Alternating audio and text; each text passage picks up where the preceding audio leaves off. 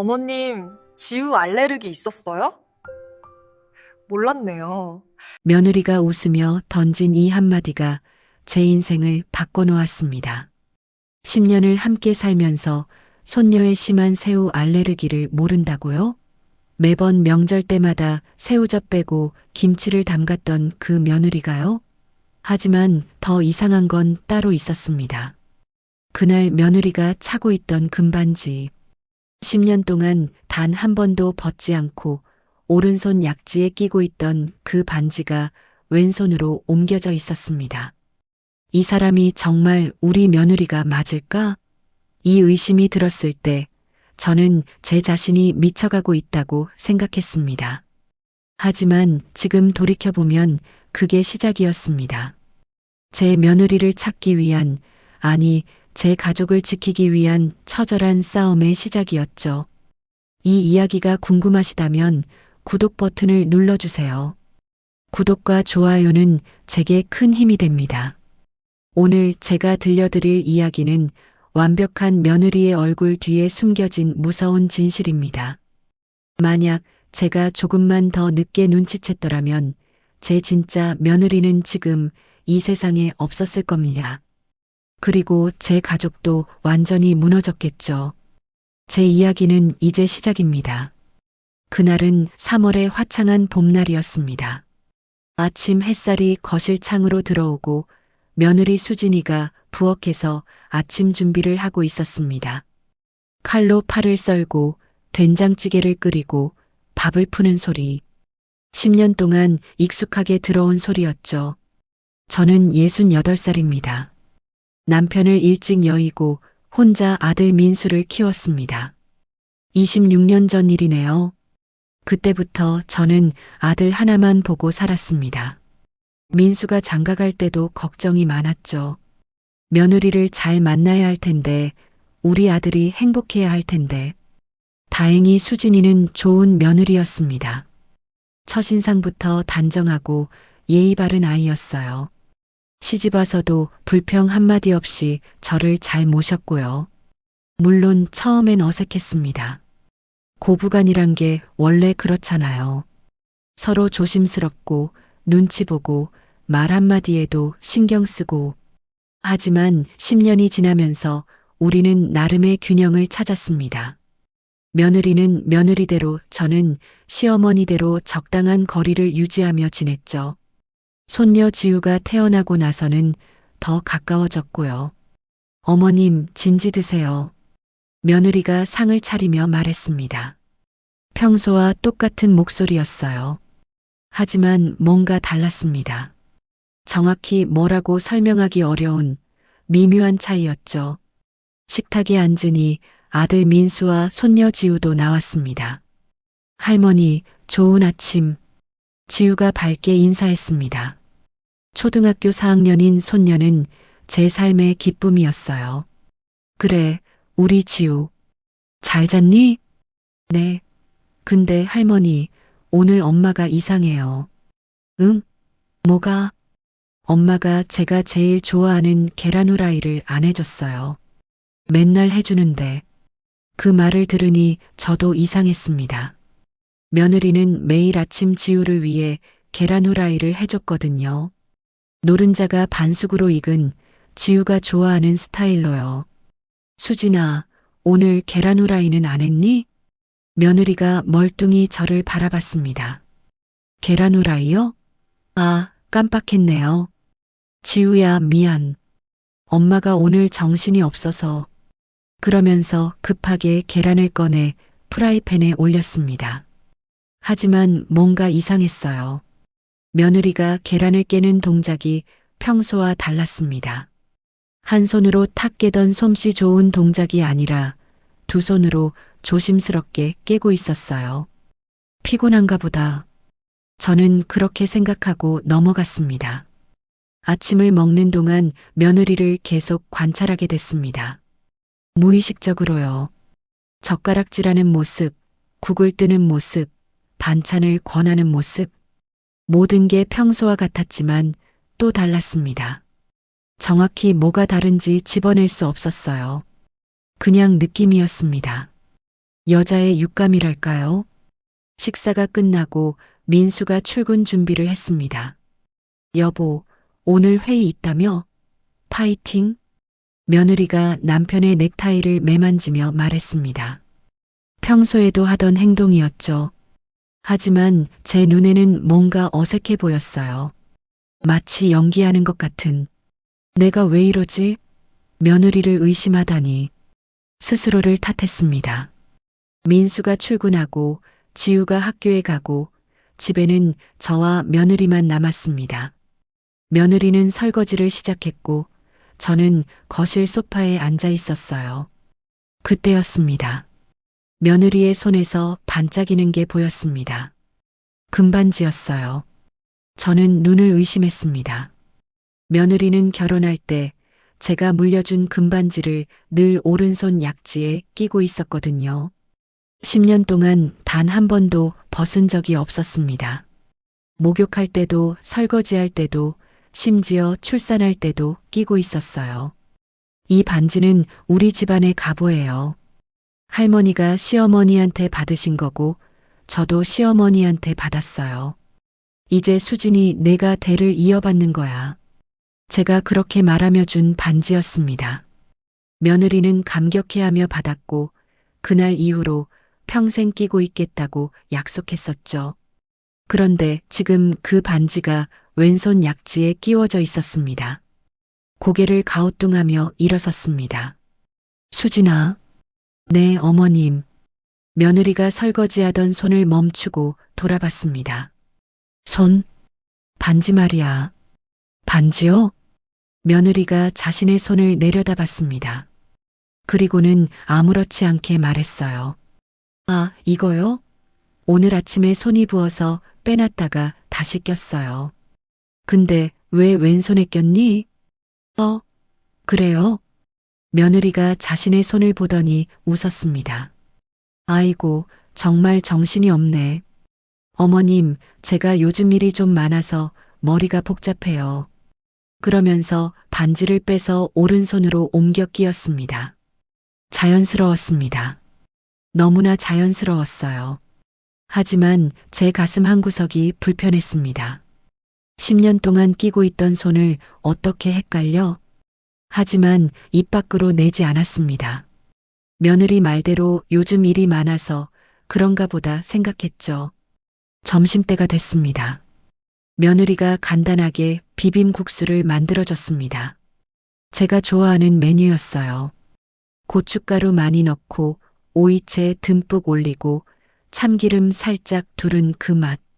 한 젓가락 떠먹는데 이상했습니다. 맛이 달랐어요. 수진아, 오늘 비빔국수 맛이 좀 다른데? 그래요? 평소처럼 만들었는데. 며느리가 한 입 먹어보더니 고개를 갸웃했습니다. 어머님, 입맛이 변하신 거 아니에요? 아니야. 뭔가 간이 좀 센 것 같아. 제가 간을 평소보다 세게 했나? 어머님, 죄송해요. 다시 만들어 드릴까요? 아니야, 괜찮아. 먹을 수 있어. 하지만 속으로는 이상했습니다. 며느리는 10년 동안 제 입맛에 딱 맞게 음식을 만들어 왔거든요. 제가 간을 약하게 하는 걸 좋아한다는 것도 고춧가루를 많이 못 먹는다는 것도 다 알고 있었어요. 그런데 오늘은 왜 이럴까? 나이 들어서 혀가 둔해진 건가?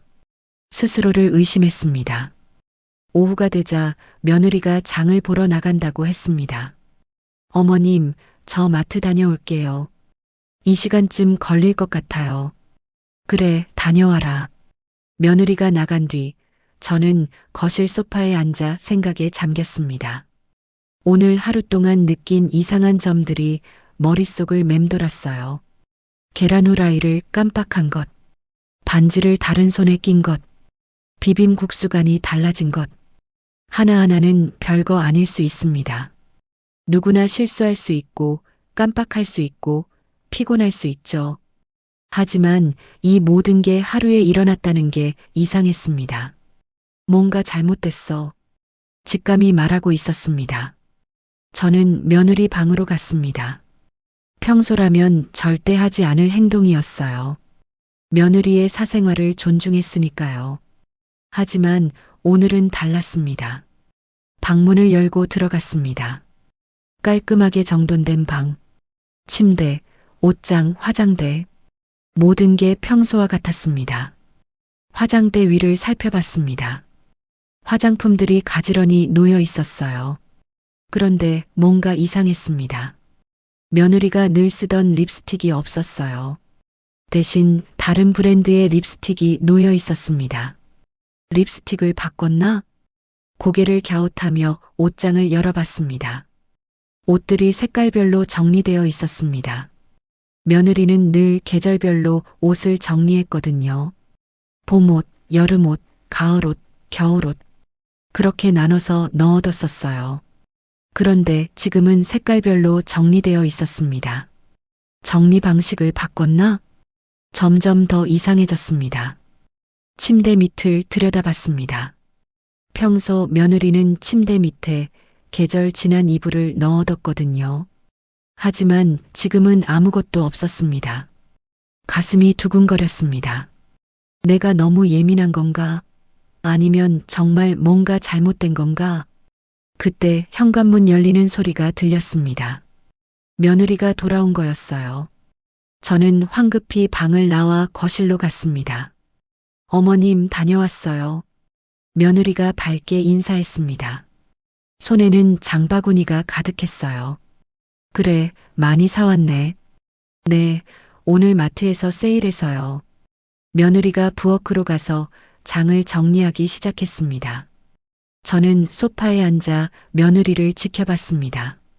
냉장고를 여는 모습, 물건을 넣는 모습, 정리하는 순서, 모든 게 평소와 달랐습니다. 며느리는 늘 야채를 먼저 넣고 그 다음 고기를, 마지막으로 유제품을 넣었거든요. 하지만 지금은 순서가 뒤죽박죽이었습니다. 이상해. 뭔가 정말 이상해. 저녁 6시 민수가 퇴근했습니다.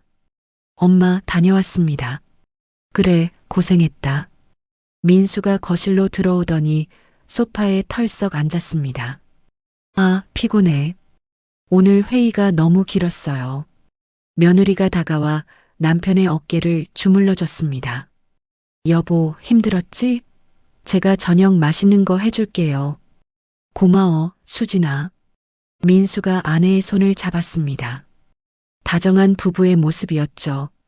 하지만 제 눈에는 뭔가 어색해 보였습니다. 저녁 식사 시간이 됐습니다. 며느리가 갈비찜을 만들어 놓았습니다. 민수가 좋아하는 메뉴였어요. 와, 오늘 갈비찜이네. 고마워, 여보. 맛있게 드세요, 여보. 가족이 모여 앉아 저녁을 먹었습니다. 민수와 며느리는 이런저런 얘기를 나눴고 저는 조용히 밥을 먹었습니다. 그런데 식사 도중 며느리가 이상한 말을 했습니다. 어머님, 지우 알레르기 있었어요? 몰랐네요. 제 손에서 젓가락이 떨어질 뻔했습니다. 뭐라고? 아, 아까 마트에서 새우 사려다가 문득 생각났어요. 지우가 새우 알레르기 있는지 궁금해서요.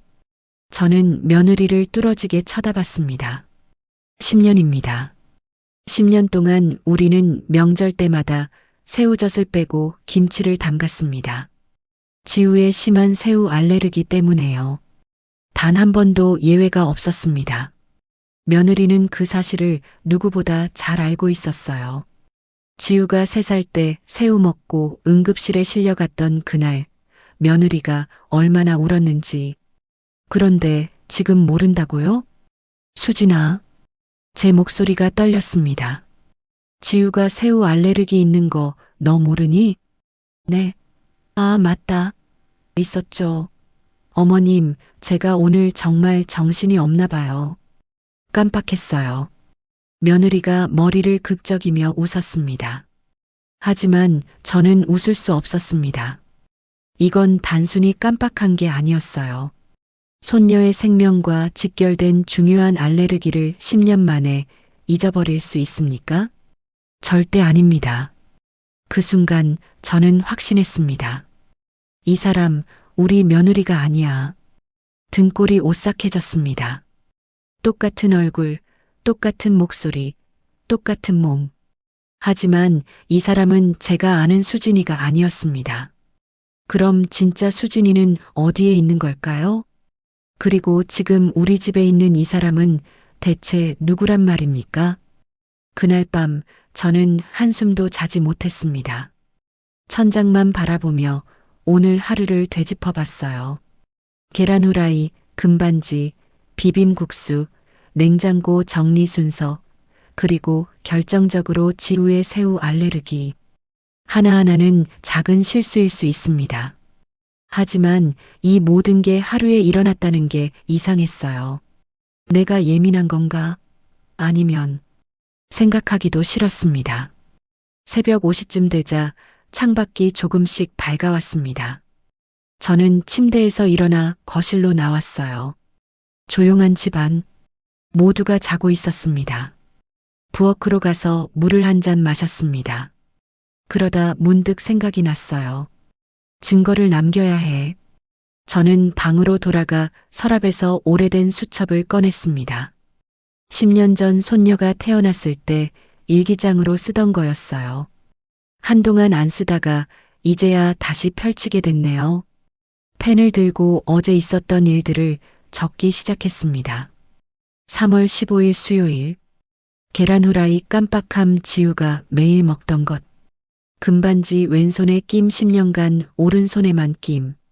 비빔국수 간이 다른 평소보다 샘. 냉장고 정리 순서 바뀜 야채고기 유제품 순서가 아님.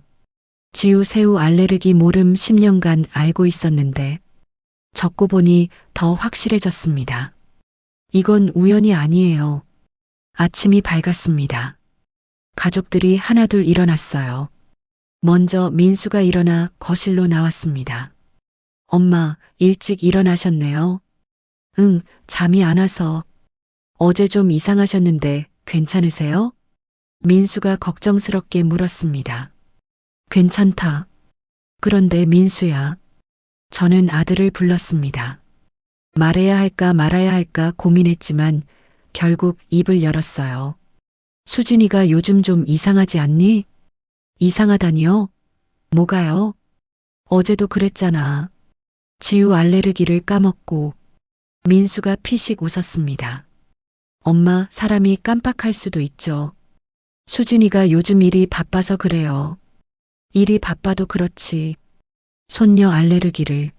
엄마. 민수의 목소리가 조금 단호해졌습니다. 수진이 눈치 보게 하지 마세요. 며느리가 얼마나 열심히 살림하는데요. 가슴이 답답했습니다. 아들이 제 말을 믿지 않았어요. 그때 며느리가 방에서 나왔습니다. 어머님, 아버님, 좋은 아침이에요. 밝은 목소리였습니다. 평소와 똑같았어요. 하지만 저는 이제 그 미소가 진짜인지 가짜인지 구분할 수 없었습니다. 아침 식사가 준비됐습니다.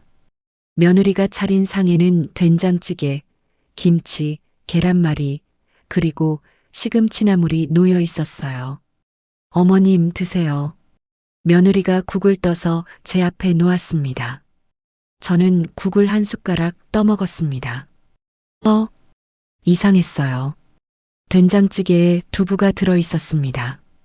우리 집 된장찌개에는 절대 두부를 넣지 않습니다. 제가 두부를 못 먹거든요. 비린 맛이 싫어서요.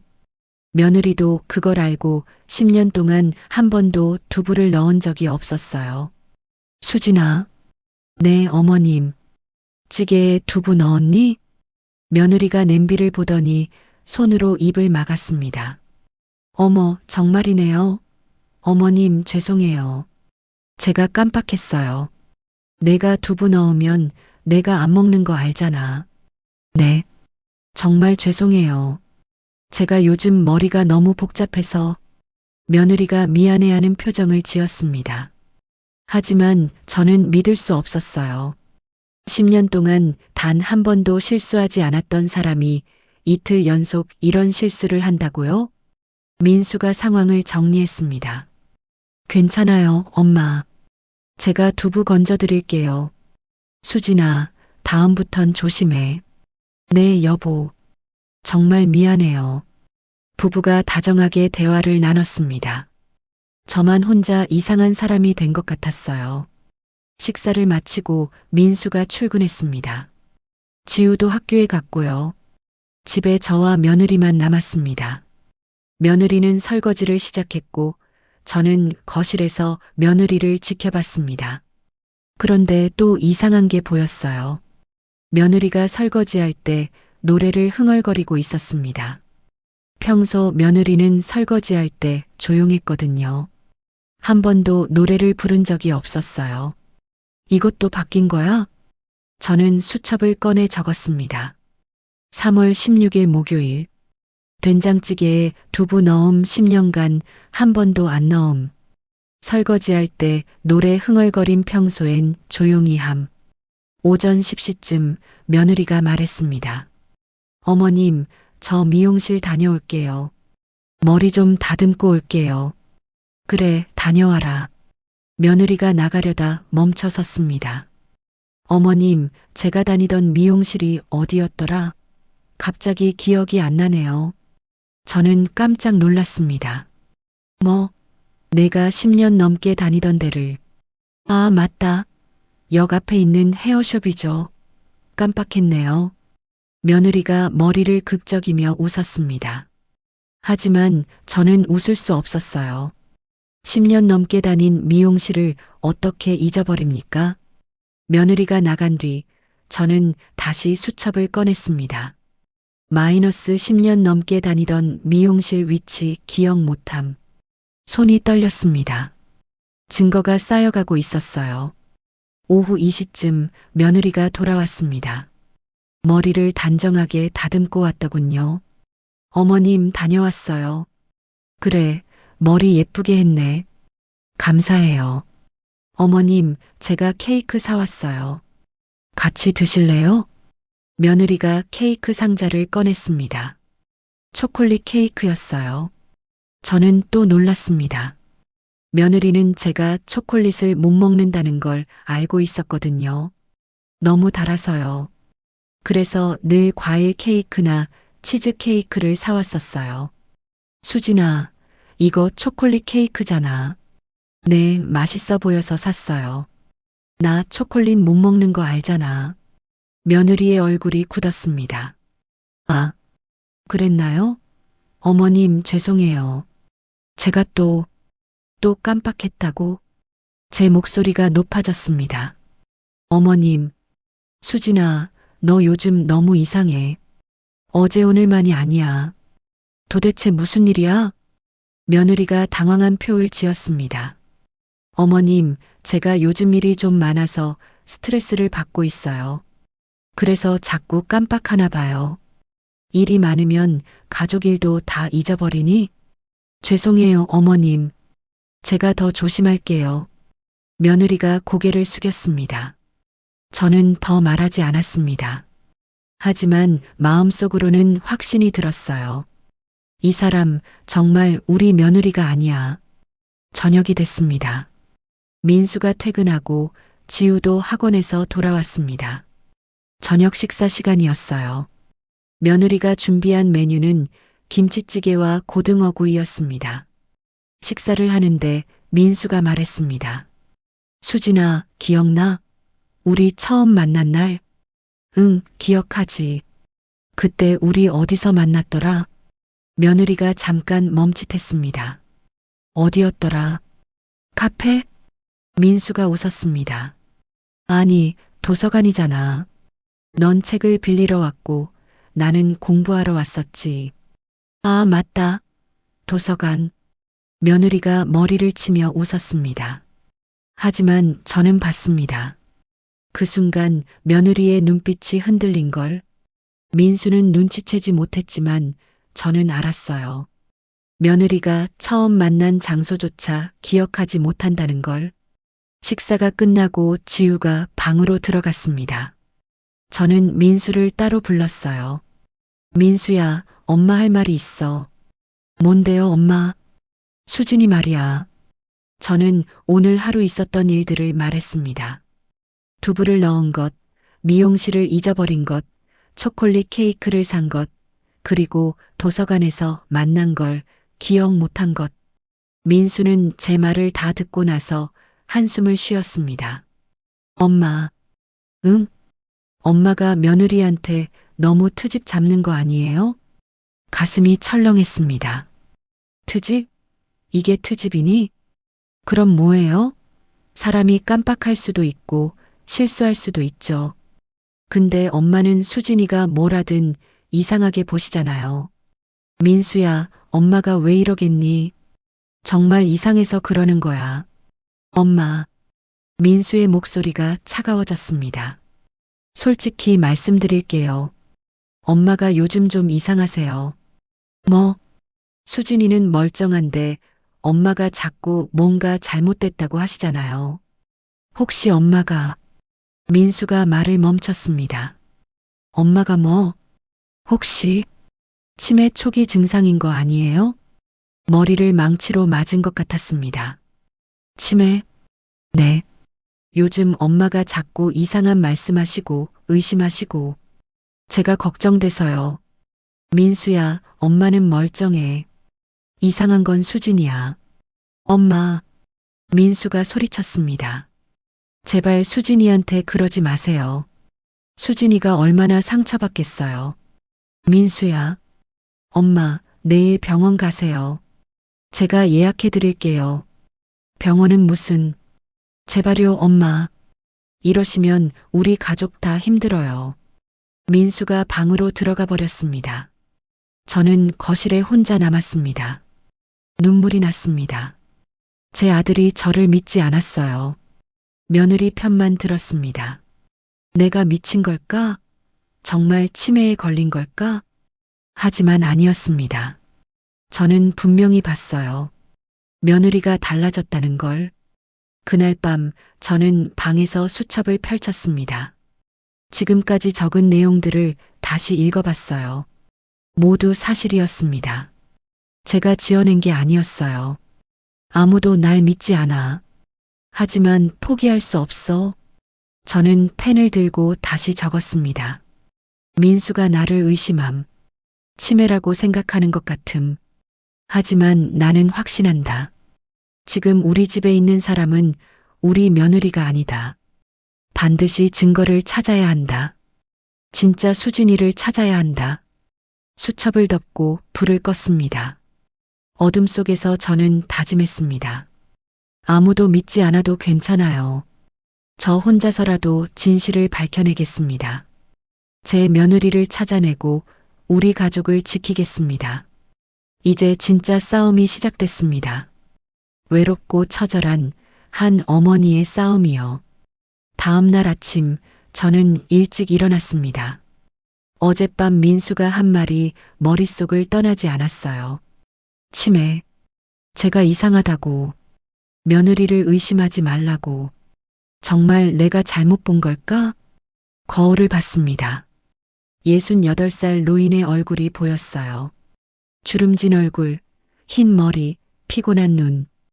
혹시 정말 제 정신이 이상해진 걸까요? 아니야. 아니에요. 저는 고개를 저었습니다. 제가 본 것들은 분명 사실이었어요. 거실로 나가니 며느리가 벌써 일어나 아침 준비를 하고 있었습니다. 어머님, 주무셨어요? 응. 짧게 대답했습니다. 며느리가 제 얼굴을 살폈어요. 어머님, 어젯밤에 여보한테 들었어요. 쟤 때문에 마음 아프셨죠? 어머님, 죄송해요. 제가 요즘 실수가 많아서 어머님을 걱정시켜 드렸나 봐요. 며느리가 제 손을 잡았습니다. 어머님, 저 정말 어머님을 모시는 게 행복해요. 제가 더 잘할게요. 그러니까 너무 걱정하지 마세요. 다정한 목소리였습니다. 따뜻한 손길이었어요. 하지만 그 눈빛은 차갑게 느껴졌습니다. 연기하고 있어. 분명히. 그때 민수가 방에서 나왔습니다. 엄마, 오늘 병원 예약했어요. 10시에 가시면 돼요. 병원은 안 가. 엄마, 난 아무 데도 안 아파. 병원 갈 필요 없어. 민수가 한숨을 쉬었습니다. 엄마, 제발요. 검진만 받아보세요. 아무것도 아니면 다행이고. 싫어. 엄마가 이러시면 저희가 걱정돼서 어떻게 해요? 민수가 목소리를 높였습니다. 며느리가 남편을 말렸어요. 여보, 어머님이 싫다시는데 억지로는 안 돼. 어머님, 천천히 생각해 보세요. 저희는 어머님 건강이 걱정돼서 그래요. 완벽한 효부 연기였습니다. 민수가 출근하고 지우가 학교에 갔습니다. 집에 저와 며느리만 남았어요. 며느리가 설거지를 하며 말했습니다. 어머님, 제가 마트 좀 다녀올게요. 필요한 거 있으세요? 없어. 그럼 다녀올게요. 어머님, 혹시 어디 아프시면 전화 주세요. 며느리가 나갔습니다. 저는 소파에 앉아 창밖을 봤어요. 봄날의 햇살이 따뜻했지만 제 마음은 춥기만 했습니다. 아무도 날 믿지 않아. 오후 2시쯤 친구 명숙이한테 전화가 왔습니다. 정희야, 나 명숙이야. 오랜만이다. 명숙이는 고등학교 때부터 알고 지낸 친구예요. 40년 넘게 만나온 사이죠. 명숙아. 목소리가 왜 그래? 무슨 일 있어? 명숙이가 걱정스럽게 물었습니다. 저는 참았던 눈물이 터져버렸어요. 명숙아, 나 이상해지는 것 같아. 무슨 소리야? 저는 그동안 있었던 일들을 다 털어놓았습니다. 며느리가 이상하다는 것, 하지만 아무도 믿지 않는다는 것, 심지어 아들이 제게 치매 검사를 받으라고 한다는 것까지. 명숙이는 제 말을 다 듣고 조용히 말했습니다. 정희야, 너 혹시 며느리한테 너무 스트레스 받는 거 아니야? 가슴이 철렁했습니다. 명숙아, 너 맞아. 아니야. 그게 아니라 나도 며느리랑 사는데 알아. 고부관계가 얼마나 힘든지. 그러다 보면 자꾸 며느리한테서 이상한 점만 보이는 거야. 명숙아, 나 정말 이상한 거야? 아니, 정희야. 너 멀쩡해. 근데 너무 예민해진 것 같아. 며느리 좀 편하게 봐줘. 명숙이도 제 편이 아니었습니다. 전화를 끊고 저는 소파에 주저앉았어요. 가장 가까운 친구마저 저를 이해하지 못했습니다. 내가 정말 미친 걸까? 그때 현관문이 열렸습니다. 며느리가 돌아온 거였어요. 어머님, 다녀왔어요. 밝은 목소리로 인사하는 며느리. 저는 대답도 하지 않고 방으로 들어가 버렸습니다. 방문을 닫고 침대에 누웠어요. 눈물이 계속 흘러내렸습니다. 저녁 6시 민수가 퇴근했습니다. 엄마, 다녀왔습니다. 저는 대답하지 않았어요. 거실에서 민수와 며느리가 대화하는 소리가 들렸습니다. 어머니, 어디 계세요? 방에 계세요. 오후부터 계속 나오지 않으셨어요. 왜요? 글쎄요. 제가 뭘 잘못했나 봐요. 며느리의 목소리가 울먹였습니다. 아니에요. 당신 잘못 없어. 엄마가 요즘 예민하셔서 그래요. 여보, 어머님 병원 가시게 해야 할 것 같아요. 제가 봐도 요즘 너무 이상하세요. 알아요. 제가 계속 말씀드리는데 안 가시려고 하세요. 어머님 건강이 걱정돼요. 며느리가 걱정하는 척하고 있었습니다. 저는 이불을 뒤집어 썼어요. 분했습니다. 억울했습니다. 저녁 식사 시간이 됐지만 저는 나가지 않았습니다. 민수가 방문을 두드렸어요. 엄마, 저녁 드세요. 배 안 고파. 엄마, 이러시면 안 돼요. 나오세요. 싫어. 혼자 있고 싶어. 민수가 한숨을 쉬는 소리가 들렸습니다. 엄마, 알겠어요. 그럼 나중에 드실 거 갖다 드릴게요. 발걸음 소리가 멀어졌습니다. 저는 혼자 방에서 울었어요. 평생 가족을 위해 살았는데 이제는 가족한테서 외면당하고 있었습니다. 밤 9시쯤 방문이 조용히 열렸습니다. 손녀 지우였어요. 할머니, 지우가 조심스럽게 들어왔습니다. 할머니, 저녁 안 드셨어요? 엄마가 갖다 드리래요. 지우가 쟁반을 들고 왔어요. 죽 한 그릇과 반찬이 놓여 있었습니다. 고맙다, 지우야. 할머니, 괜찮으세요? 지우가 걱정스럽게 물었습니다. 저는 손녀를 안아줬어요. 할머니 괜찮아. 우리 지우만 있으면 돼. 할머니. 지우가 잠깐 망설이다 말했습니다. 할머니, 엄마한테 왜 그러세요? 가슴이 철렁했습니다. 응? 할머니가 엄마한테 어떻게 했는데? 아빠가 그랬어요. 할머니가 엄마를 자꾸 의심한대요. 엄마가 속상해한대요. 지우야. 할머니, 엄마 괴롭히지 마세요. 엄마 착한데. 손녀마저 저를 오해하고 있었습니다. 지우야, 할머니가 엄마를 괴롭힌 게 아니야. 할머니는 그냥. 할머니. 지우가 처음으로 제게 큰 소리를 냈습니다. 엄마가 할머니 때문에 울었어요. 할머니가 자꾸 이상하게 보신대요. 지우야, 그게 아니라. 싫어요. 할머니 나빠요. 지우가 방을 뛰쳐나갔습니다. 저는 그 자리에 멍하니 앉아 있었어요. 손녀마저 저를 떠났습니다. 며느리가 완벽하게 가족을 조종하고 있었어요. 저를 고립시키고 이상한 사람으로 만들고 가족들이 저를 믿지 못하게 만들고 있었습니다. 이러다 정말 내가 미친 사람 취급받겠어. 눈물이 멈추지 않았습니다. 그날 밤 저는 결심했습니다. 포기할 수 없어. 절대로. 아무도 믿지 않아도 괜찮아요. 제가 직접 증거를 찾아내야 했습니다. 저는 침대에서 일어나 조심스럽게 방문을 열었습니다. 복도는 조용했어요. 모두 잠든 시간이었죠. 거실로 나가 며느리 방 쪽을 봤습니다. 불이 꺼져 있었어요. 저는 며느리 방 앞까지 갔습니다. 귀를 문에 갖다 댔어요. 규칙적인 숨소리가 들렸습니다. 자고 있는 것 같았어요. 뭔가 단서가 있을 거야. 저는 며느리를 관찰하기 시작했습니다. 매일 밤 가족들이 잠든 후에 거실로 나왔어요. 며느리 방을 지켜보고 혹시 이상한 행동을 하는지 확인했습니다.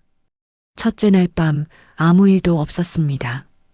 둘째 날 밤도 조용했어요. 하지만 셋째 날 밤 뭔가 이상한 일이 일어났습니다. 새벽 2시쯤 며느리 방에서 불빛이 새어나왔어요. 저는 조심스럽게 다가갔습니다. 방문 틈으로 안을 들여다봤어요. 며느리가 침대에 앉아 휴대전화로 통화하고 있었습니다. 목소리가 들렸어요. 응, 나야. 아직이야. 조금만 더 기다려. 알아, 힘들지. 나도 힘들어. 늙은이가 자꾸 의심해서 짜증나. 괜찮아. 곧 끝날 거야. 제 심장이 쿵쿵 뛰었습니다. 늙은이? 저를 말하는 걸까요? 며느리가 계속 말했습니다. 조금만 참아. 계획대로만 하면 돼. 그래, 알았어. 끊을게. 통화가 끝났습니다. 며느리가 불을 껐어요. 저는 황급히 제 방으로 돌아왔습니다. 손이 떨렸습니다. 계획? 무슨 계획? 며느리가 누군가와 짜고 뭔가를 꾸미고 있었습니다. 그리고 저를 늙은이라고 부르며 짜증낸다고 했어요. 저는 수첩을 꺼내 적었습니다. 3월 20일 새벽 2시. 며느리가 누군가와 통화함. 늙은이가 자꾸 의심해서 짜증나. 계획대로만 하면 돼. 무슨 계획인지 알아내야 함. 이제 확실했습니다. 며느리가 뭔가를 숨기고 있어요. 그리고 저를 방해물로 여기고 있었습니다. 진짜 수진이는 어디 있는 걸까? 이 가짜는 대체 누구지? 저는 창밖을 봤습니다. 어둠이 짙었어요. 하지만 저는 포기하지 않을 겁니다. 아무도 믿지 않아도 가족들이 저를 떠나도 저는 진실을 밝혀낼 거예요. 제 며느리를 찾아내고 이 가짜의 정체를 밝혀내겠습니다. 혼자서라도요. 외롭고 힘들어도요. 이건 제 가족을 지키기 위한 싸움이니까요. 그날 밤부터 저는 더욱 철저하게 며느리를 관찰했습니다. 작은 행동 하나하나, 말투 하나하나, 모든 걸 기록했어요.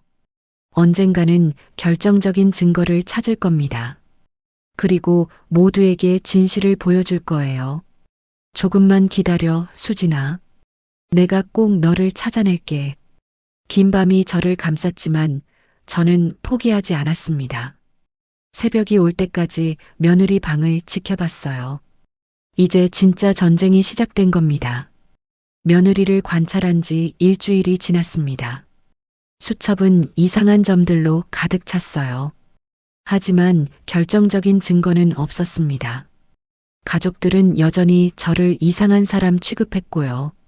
그날은 토요일이었습니다. 민수는 회사 야유회로 아침 일찍 나갔고 며느리는 친구를 만난다며 외출했어요. 집에는 저와 지우만 남았습니다. 지우는 자기 방에서 숙제를 하고 있었어요. 저는 거실에서 텔레비전을 보고 있었습니다. 그런데 갑자기 지우 방에서 쿵 소리가 났습니다. 지우야, 괜찮니? 달려가서 방문을 열었어요. 지우가 책상 서랍을 뒤지고 있었습니다. 바닥에는 물건들이 흩어져 있었고요. 지우야, 뭐하니? 할머니. 지우가 저를 보더니 눈물을 글썽였습니다. 할머니, 엄마 반지 못 봤어요? 반지? 무슨 반지? 엄마가 늘 끼고 다니는 금반지요. 엄마가 제일 아끼는 거. 제 심장이 쿵 내려앉았습니다. 그 반지가 왜? 어제 엄마가 제게 잠깐 맡겨달라고 했어요. 손을 씻어야 한다면서요. 근데 제가 어디 뒀는지 기억이 안 나요. 지우가 울먹였습니다. 엄마한테 혼날 것 같아요. 그 반지 엄마가 진짜 소중하게 여기는 건데. 저는 지우를 안아줬습니다. 괜찮아. 할머니가 같이 찾아줄게. 함께 방을 뒤지기 시작했어요. 서랍, 책상 밑, 침대 밑, 옷장 구석구석. 30분쯤 지났을까요? 침대 옆 쓰레기통 안에서 반지가 나왔습니다. 있다. 할머니, 여기 있어요. 지우가 반지를 주었어요. 그런데 이상했습니다. 반지를 자세히 보니 제가 며느리에게 물려준 그 반지가 아니었어요. 비슷하게 생겼지만 문양이 달랐습니다. 제가 준 반지는 안쪽에 작은 매화 문양이 새겨져 있었거든요. 하지만 이 반지에는 그런 문양이 없었어요. 지우야, 이거 엄마 반지 맞니? 네, 맞아요. 엄마가 늘 끼고 다니는 거예요. 할머니가 보기엔 좀 다른 것 같은데. 그때 지우가 조용히 말했습니다. 할머니, 응? 저도 이상해요. 뭐가? 지우가 주위를 살피더니 목소리를 낮췄습니다. 엄마가 이상해요. 요즘 제 숨이 멎는 것 같았습니다. 지우야, 무슨 소리야? 할머니, 저 사실 할머니 편이에요. 지우가 제 손을 꼭 잡았습니다. 저도 엄마가 달라진 거 알아요.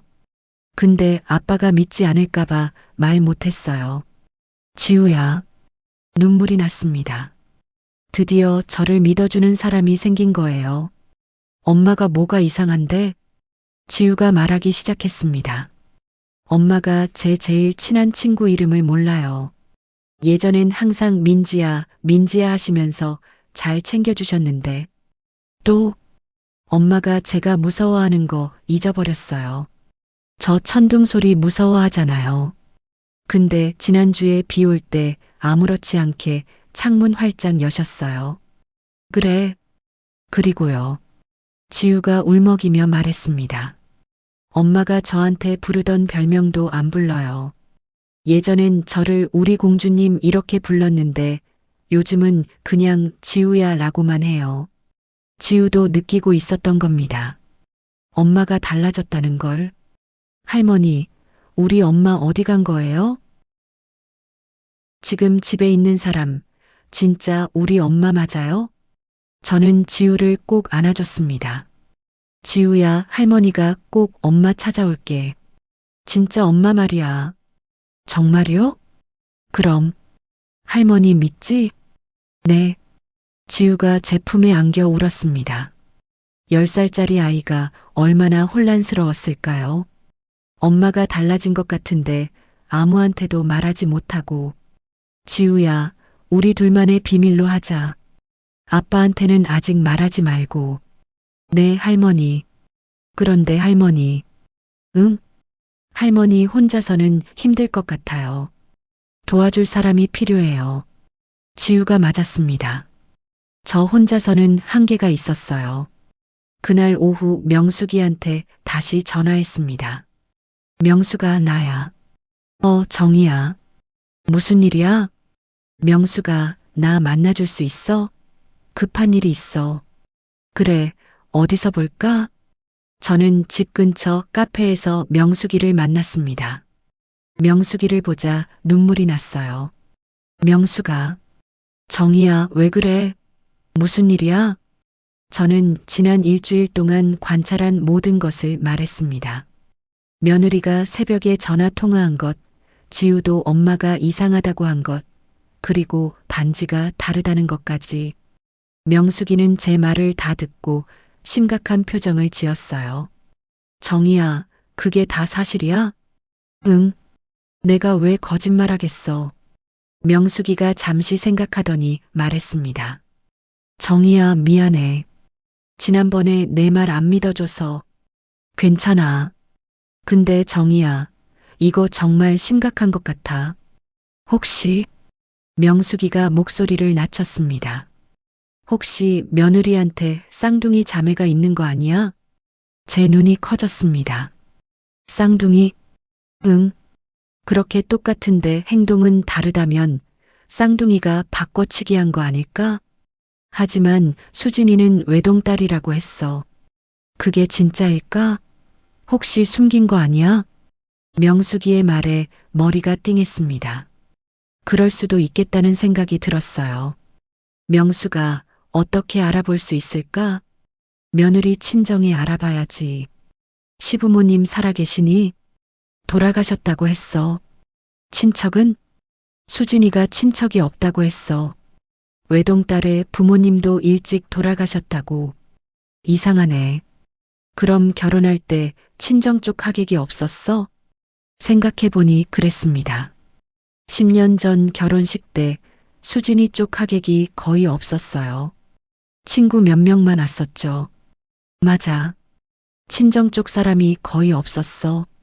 정희야, 뭔가 숨기고 있는 게 분명해. 명숙이가 제 손을 잡았습니다. 우리 함께 알아보자. 내 며느리 찾아내자. 명숙아, 너 혼자 두면 안 될 것 같아. 내가 도와줄게. 드디어 제 편이 생겼습니다. 손녀 지우와 친구 명숙이 이제 혼자가 아니었어요. 집으로 돌아오니 며느리가 벌써 와 있었습니다. 어머님, 어디 다녀오셨어요? 친구 만나고 왔어. 그러셨군요. 며느리가 웃었지만 그 눈빛은 날카로웠습니다. 의심하고 있는 것 같았어요. 저녁 시간이 됐습니다.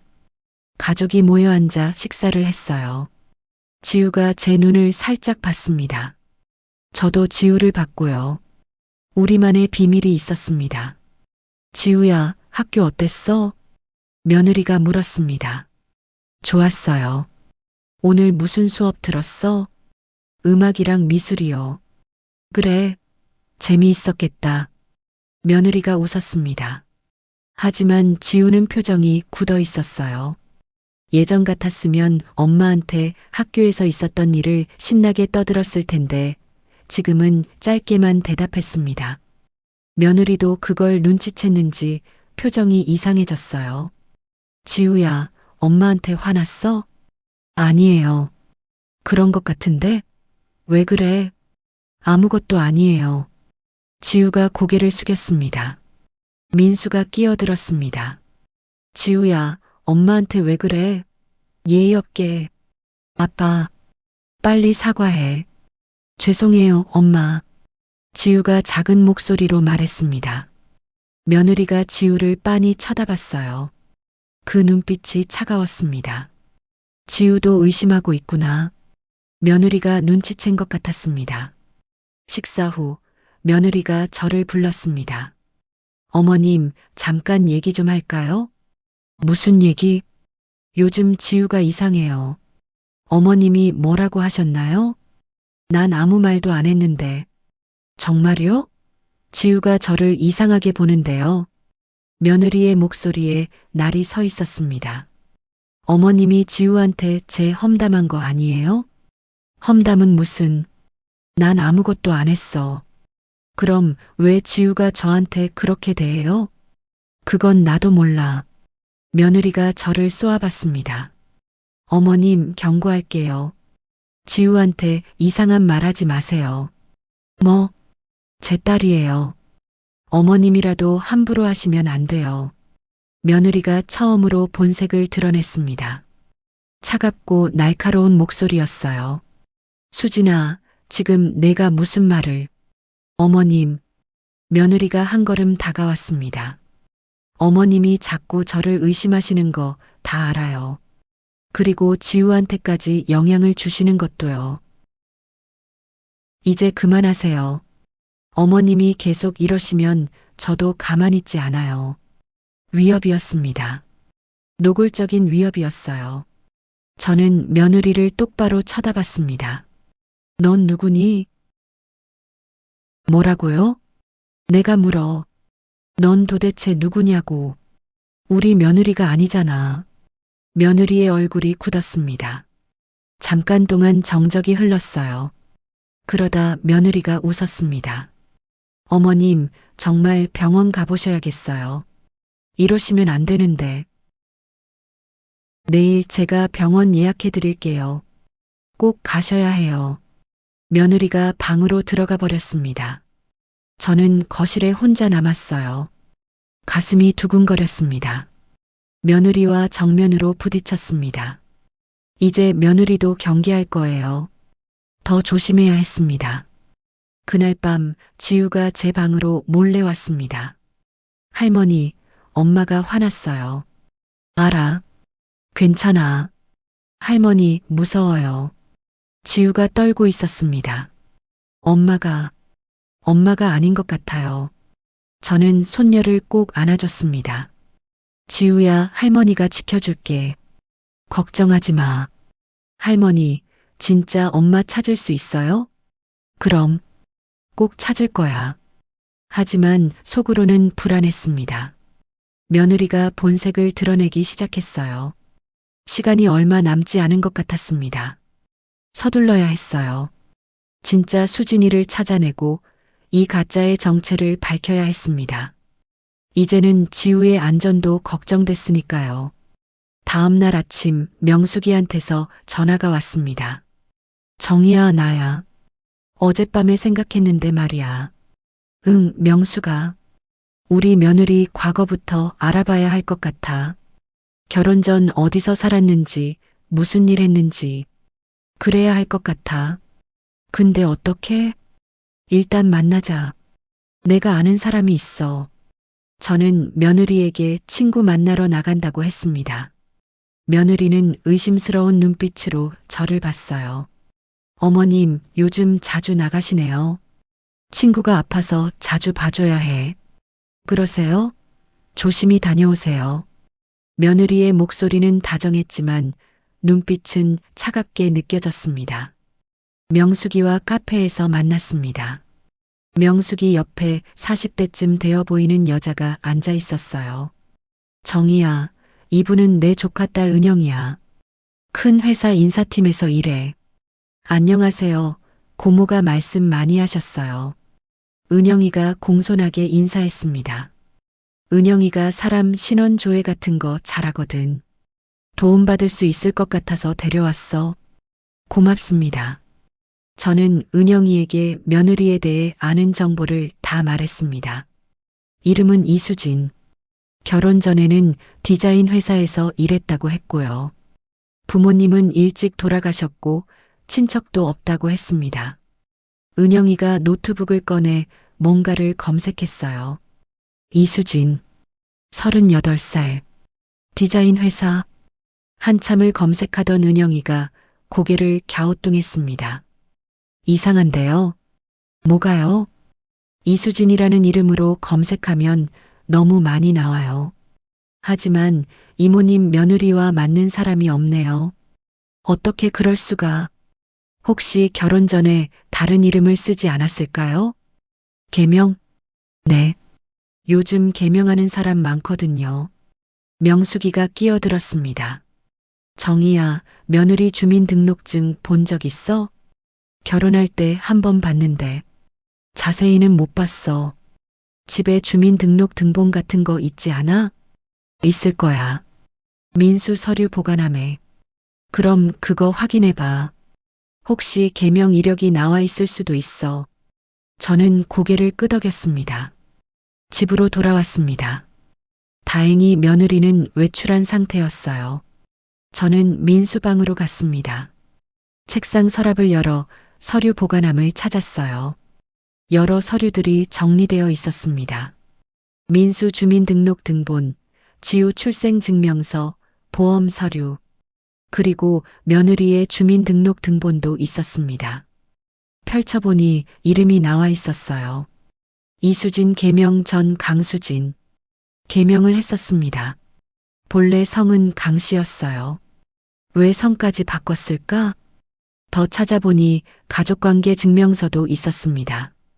펼쳐봤어요. 부 강민호 사망, 모 박영숙 사망. 부모님이 돌아가신 건 사실이었습니다. 하지만 이상한 게 있었어요. 형제자매 란이 비어 있었습니다. 외동딸이 많네. 그런데 문득 이상한 생각이 들었어요. 혹시 쌍둥이였는데 어릴 때 헤어진 거라면? 가족관계 증명서에는 현재 가족만 나오니까 어릴 때 입양 보내거나 헤어진 쌍둥이는 안 나올 수도 있었습니다. 저는 서류를 사진 찍어서 은영이한테 보냈어요. 곧 답장이 왔습니다. 이모님, 제가 더 알아볼게요. 강수진으로 검색해 볼게요. 서류를 다시 정리하고 나오는데 현관문이 열렸습니다. 며느리가 돌아온 거였어요. 어머님, 집에 계셨네요? 응. 어디 가셨다 오셨어요? 화장실. 며느리가 제 얼굴을 살폈습니다. 뭔가 의심하는 눈치였어요. 그날 밤 저는 잠들 수 없었습니다. 며느리의 과거에 뭔가 숨겨진 게 있을 것 같았어요. 새벽 2시쯤 목이 말라 거실로 나갔습니다. 물을 마시고 돌아가려는데 며느리 방에서 불빛이 새어나왔어요. 또 전화하나? 저는 조심스럽게 다가갔습니다. 방문 틈으로 안을 들여다봤어요. 며느리가 옷장을 뒤지고 있었습니다.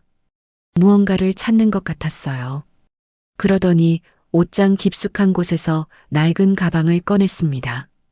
검은색 여행 가방이었어요. 며느리가 가방을 열었습니다. 안에서 뭔가를 꺼내보더니 한숨을 쉬었어요. 그리고 다시 가방에 넣고 옷장에 숨겼습니다. 불을 끄고 침대에 누웠어요. 저는 조용히 제 방으로 돌아왔습니다. 그 가방 안에 뭐가 있는 걸까? 다음 날이 기다려졌습니다. 아침이 밝았습니다. 민수가 출근하고 며느리가 지우를 학교에 데려다 준다며 나갔어요. 어머님, 30분쯤 후에 올게요. 기회였습니다. 저는 서둘러 며느리 방으로 갔습니다. 옷장을 열었어요. 여러 옷들 사이를 헤치니 어젯밤에 본 검은 가방이 있었습니다. 꺼내서 열었어요. 가방 안에는 여러 물건이 들어 있었습니다. 낡은 수첩, 사진 몇 장, 그리고 오래된 편지들. 저는 사진부터 봤습니다. 첫 번째 사진은 어린 쌍둥이 소녀들이었어요. 똑같이 생긴 두 여자아이가 손을 잡고 웃고 있었습니다. 뒷면을 보니 글씨가 적혀 있었어요. 수진이와 수연이 5살.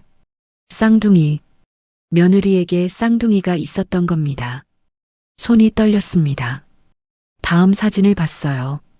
조금 더 큰 아이들 사진이었습니다. 10살쯤 되어 보였어요. 두 아이가 고아원 앞에서 찍은 사진 같았습니다. 선명 고아원이라는 간판이 보였어요. 다음 사진은 한 명의 소녀만 나왔습니다. 뒷면에 수진이 입양 가는 날이라고 적혀 있었어요. 그럼 한 명은 입양을 갔고 한 명은 고아원에 남았다는 뜻일까요? 마지막 사진은 최근에 찍은 것 같았습니다. 성인이 된 두 여자가 카페에서 찍은 사진이었어요. 똑같이 생긴 두 사람. 하지만 자세히 보니 한 명의 왼쪽 귀 밑에 작은 점이 있었습니다. 뒷면을 보니 글씨가 있었어요. 언니에게 마이너스 수연. 심장이 쿵쾅거렸습니다. 수진이에게 쌍둥이 언니 수연이가 있었던 겁니다. 그리고 수진이는 왼쪽 귀 밑에 점이 있었어요. 저는 급히 거실로 나가 며느리가 지난번에 찍은 사진을 찾았습니다. 휴대전화로 찍어둔 가족 사진이 있었거든요. 사진을 확대해서 며느리의 귀 밑을 봤습니다. 점이 없었어요. 이 사람은 수연이야. 모든 퍼즐이 맞춰졌습니다. 지금 우리 집에 있는 사람은 진짜 며느리 수진이가 아니라 쌍둥이 언니 수연이었던 겁니다. 그럼 진짜 수진이는 어디에 있는 걸까요? 저는 다시 가방을 뒤졌습니다. 수첩이 나왔어요. 펼쳐보니 일기 같았습니다. 3월 1일. 드디어 시작이다. 수진이 자리를 차지할 거야. 평생 나만 고아원에서 자라고 얘는 좋은 집에 입양되고 이제 내 차례야. 3월 5일. 수진이를 안전한 곳에 숨겼다. 당분간은 아무도 못 찾을 거야. 3월 10일. 시어머니가 의심하기 시작했다. 조심해야 해. 손에서 수첩이 떨어졌습니다. 수연이가 수진이를 어딘가에 가둬놓고 바꿔치기를 한 겁니다. 그리고 지금도 수진이는 어딘가에 갇혀 있었어요. 수진아, 어디 있니? 저는 사진들을 휴대전화로 찍었습니다. 수첩 내용도 사진 찍었어요. 모든 걸 증거로 남겨야 했습니다. 가방을 다시 옷장에 숨기고 방을 나왔어요. 거실에 앉으니 온몸이 떨렸습니다. 진실을 알았습니다. 우리 며느리는 쌍둥이한테 납치당했고 지금 우리 집에는 가짜가 살고 있었던 겁니다. 그때 현관문이 열렸습니다. 수연이가 돌아온 거였어요. 어머님, 저 왔어요. 밝게 웃는 얼굴. 하지만 이제 저는 알고 있었습니다. 저 사람은 우리 며느리가 아니라는 걸. 수연이가 제 얼굴을 봤습니다. 어머님, 얼굴이 안 좋으신데 괜찮으세요? 괜찮아. 그러세요? 그럼 제가 차 끓여드릴게요. 수연이가 부엌으로 갔습니다. 저는 제 방으로 들어가 문을 잠갔어요. 명숙이한테 급하게 전화했습니다. 명숙아. 정희야. 무슨 일이야? 명수가 알아냈어. 쌍둥이가 맞아. 저는 발견한 것들을 다 말했습니다. 명숙이도 충격을 받은 것 같았어요. 정희야, 그럼 진짜 며느리는? 어딘가에 갇혀 있어. 수연이가 수첩에 그렇게 적어뒀어. 세상에. 정희야, 당장 경찰한테 가야 돼. 응. 근데 민수한테 먼저 말해야 할 것 같아. 그래, 그게 맞아. 증거 사진 다 찍어뒀지? 응, 다 찍었어. 좋아. 오늘 저녁에 민수한테 보여줘. 내가 같이 가줄까? 아니야, 내가 할게. 알았어. 정희야, 조심해. 수연이가 위험한 사람일 수도 있어. 전화를 끊고 저는 휴대전화 사진첩을 다시 봤습니다. 증거가 다 있었어요. 쌍둥이 사진, 수연이 수첩, 그리고 귀밑점의 유무. 이제 민수에게 보여주면 믿을 겁니다. 저녁이 됐습니다. 민수가 퇴근했어요. 엄마 다녀왔습니다. 민수야, 엄마 할 말이 있어. 무슨 일이세요? 중요한 거야. 내 방으로 가자. 민수 방으로 들어갔습니다. 문을 닫고 저는 민수를 마주 봤어요. 민수야, 엄마 말 끝까지 들어줘. 놀라지 말고. 엄마 무슨, 수진이가 지금 우리 집에 없어. 네? 무슨 소리예요? 저는 휴대전화를 꺼내 사진들을 보여줬습니다. 쌍둥이 사진부터 시작해서 수연이 수첩까지. 민수는 사진들을 보더니 얼굴이 하얗게 질렸어요. 이게 뭐예요? 수진이한테 쌍둥이 언니가 있었어. 이름이 수연이야. 그리고 지금 우리 집에 있는 사람은 수진이가 아니라 수연이야. 말도 안 돼요. 민수야 봐. 이 사진 속 수진이는 왼쪽 귀 밑에 점이 있어. 근데 지금 우리 집에 있는 사람은 점이 없잖아. 민수가 사진을 자세히 봤습니다. 손이 떨리고 있었어요. 그럼 진짜 수진이는 어딘가에 갇혀 있을 거야. 수연이 수첩에 그렇게 적혀 있었어. 민수가 주저앉았습니다. 세상에, 이럴 수가. 민수야, 우리 수진이 찾아야 해. 당장. 그때 방문이 열렸습니다. 수연이었어요. 여보, 무슨 일이에요? 방에서 큰 소리가. 수연이 저와 민수를 봤습니다. 민수 손에 들린 휴대전화를 봤어요. 사진이 보였을 겁니다. 수연의 얼굴이 굳었습니다. 당신. 민수가 일어나 수연을 봤습니다. 당신 누구예요? 수연이 웃었습니다. 하지만 그 웃음은 차가웠어요. 들켰네요. 그리고는 갑자기 표정이 바뀌었습니다. 더 이상 다정한 며느리가 아니었어요. 차갑고 날카로운 전혀 다른 사람이었습니다. 언제 알았어요? 수연이 물었습니다. 그건 중요하지 않아. 우리 수진이 어디 있어? 제가 다그쳤습니다. 수진이? 수연이 비웃었습니다. 걱정 마세요. 살아있어요. 아직은요. 뭐라고? 민수가 소리쳤습니다. 수진이 어디 있는지 당장 말해. 말할 것 같아요? 수연이 뒤로 물러섰습니다. 어차피 찾지 못할 거예요. 아무도 모르는 곳에 있으니까. 그리고는 방을 뛰쳐나갔습니다. 현관문이 벌컥 열리고 닫혔어요. 도망친 겁니다. 민수야, 경찰. 빨리 경찰 불러. 민수가 떨리는 손으로 112에 전화했습니다. 저는 창문으로 달려가 밖을 봤어요. 수연이 아파트 단지를 빠져나가고 있었습니다. 수진아, 어디 있니? 무사해야 해. 눈물이 났습니다. 진실을 알았지만 너무 늦은 건 아닐까요? 수진이는 지금 어디선가 고통받고 있을 텐데. 경찰이 오기를 기다리며 저는 기도했습니다. 제발 수진이가 무사하기를, 우리가 늦지 않기를. 경찰이 도착했습니다. 저는 수연이가 도망간 방향을 가리켰고 경찰은 즉시 추적에 나섰어요. 하지만 이미 30분이 지난 뒤였습니다. 부인, 일단 진술부터 해주시죠. 경찰이 저와 민수를 거실에 앉혔습니다. 저는 처음부터 끝까지 모든 것을 말했어요. 며느리가 이상해진 것, 쌍둥이를 발견한 것, 수연이의 수첩까지. 휴대전화 사진도 다 보여줬습니다. 경찰은 심각한 표정으로 기록했어요. 강수연. 지금 도주 중이고 이수진 씨는 어딘가에 감금되어 있다는 거죠? 네, 맞아요. 제 아내를 찾아주세요. 민수가 애타게 말했습니다. 최선을 다하겠습니다. 일단 강수연의 행적부터 추적하겠습니다. 경찰은 수연이의 사진과 정보를 받아갔어요. 그리고 며느리 방을 수색했습니다. 검은 가방, 수첩, 사진들이 모두 증거물로 압수됐어요. 부인, 혹시 이수진 씨가 갇혀 있을 만한 장소에 대한 단서가 있습니까? 모르겠어요. 수첩에는 안전한 곳이라고만 적혀 있었어요. 경찰이 고개를 끄덕였습니다. 알겠습니다.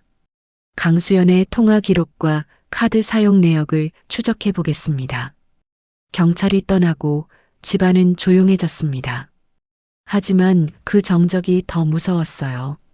민수는 소파에 주저앉아 머리를 감싸쥐었습니다. 엄마, 수진이가 어디 있을까요? 걱정 마, 민수야. 꼭 찾을 거야.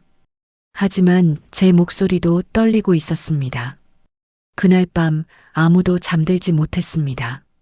민수는 거실을 왔다 갔다 하며 경찰한테서 연락 오기를 기다렸어요. 지우는 무서워하며 제 방에 와서 함께 잤습니다.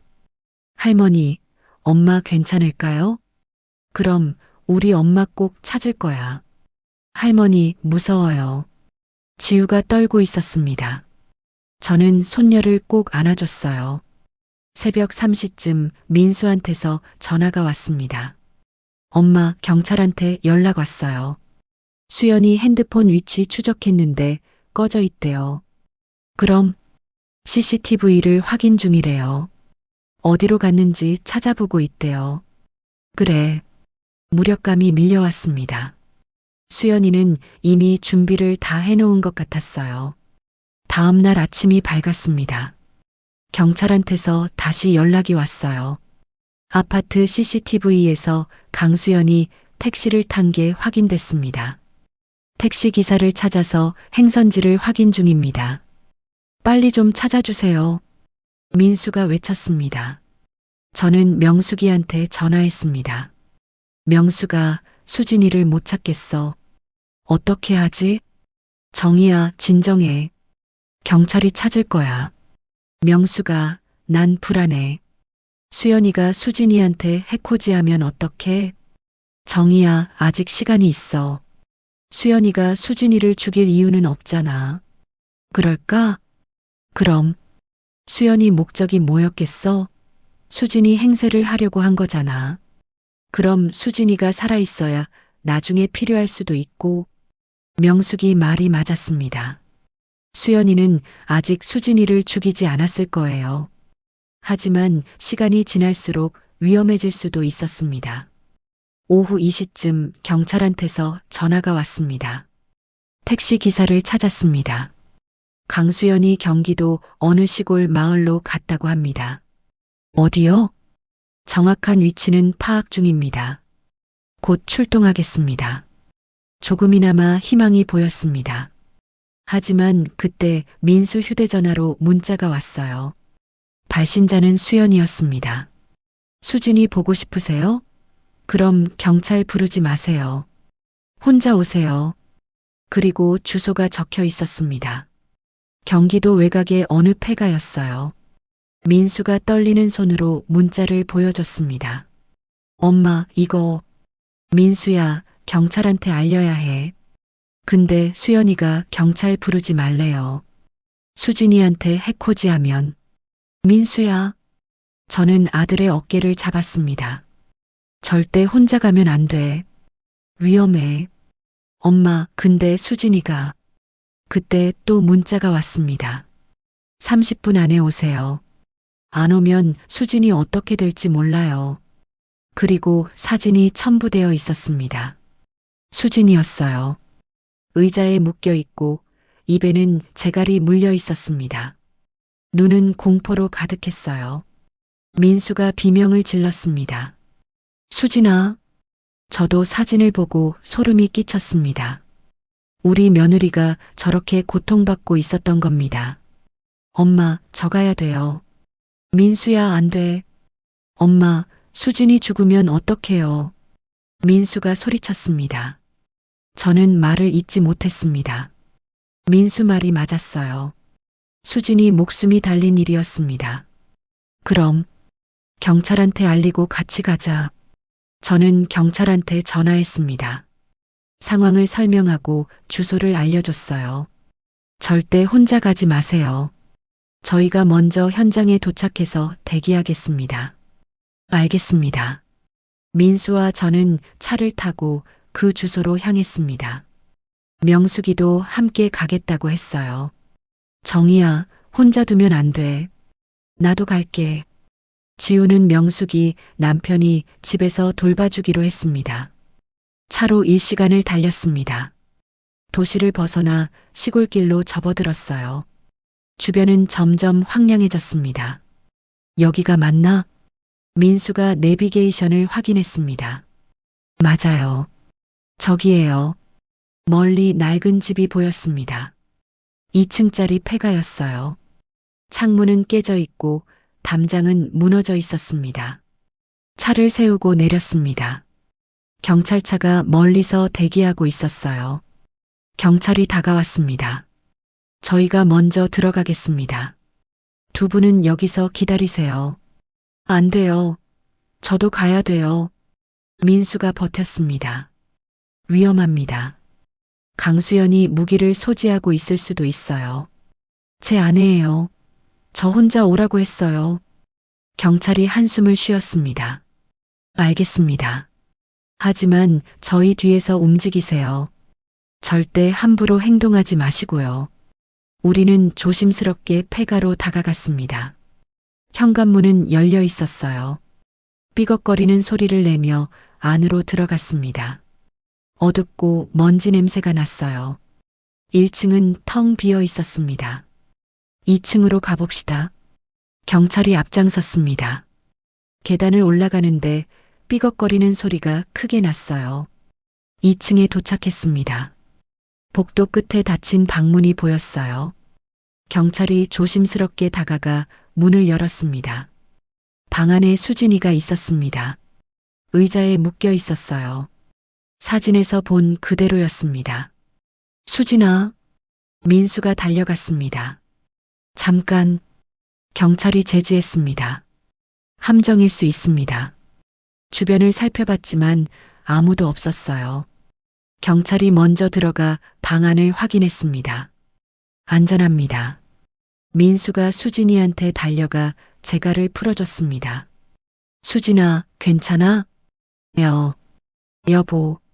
수진이가 울먹였습니다. 경찰이 밧줄을 풀어줬어요. 수진이가 민수 품에 안겼습니다. 여보, 무서웠어요. 미안해, 수진아. 미안해. 저도 며느리한테 다가갔습니다. 진짜 며느리였어요. 왼쪽 귀 밑에 점이 있었습니다. 수진아, 괜찮니? 어머님. 수진이가 저를 봤습니다. 어머님, 감사해요. 어머님이 아니었으면 저 여기서 죽었을 거예요. 눈물이 났습니다. 드디어 며느리를 찾았어요. 하지만 기쁨도 잠깐. 경찰이 물었습니다.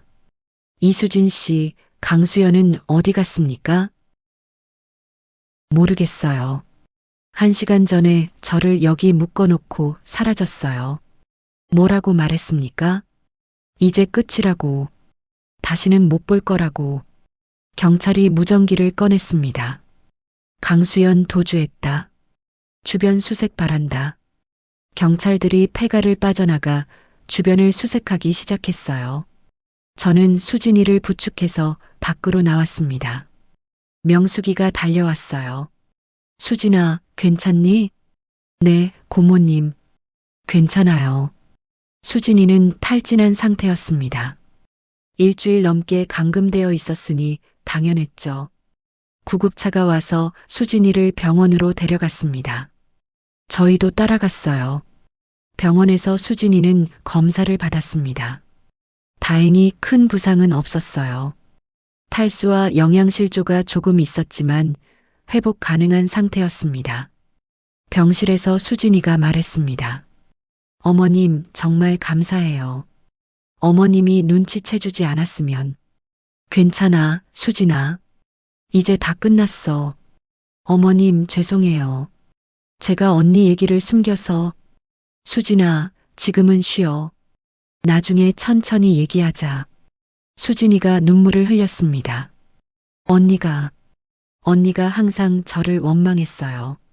자기는 고아원에 남고 저만 입양됐다고. 알아.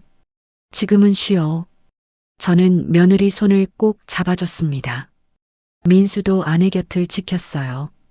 명숙이가 복도에서 저를 불렀습니다. 정희야, 경찰이 아직 수연이를 못 찾았대. 뭐? 완전히 사라졌대. CCTV에도 안 잡히고. 가슴이 철렁했습니다.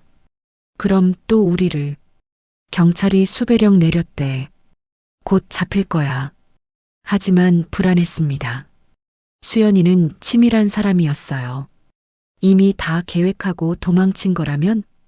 그날 밤 저는 병원 복도 벤치에 앉아 있었습니다. 창밖을 보니 밤하늘에 별이 보였어요. 수진이는 찾았지만 수연이는 아직 잡히지 않았습니다. 이게 정말 끝일까요? 아니면 또 다른 시작일까요? 불안이 가시지 않았습니다. 하지만 한 가지는 확실했어요. 이번에는 제가 가족을 지켜냈다는 것. 아무도 믿지 않았지만 저는 포기하지 않았습니다. 그리고 결국 진실을 밝혀냈어요. 복도 저편에서 지우가 뛰어왔습니다. 할머니, 지우야, 왜 왔어?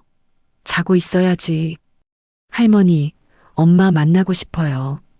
그래, 가자. 엄마가 기다리고 계실 거야. 지우 손을 잡고 병실로 들어갔습니다.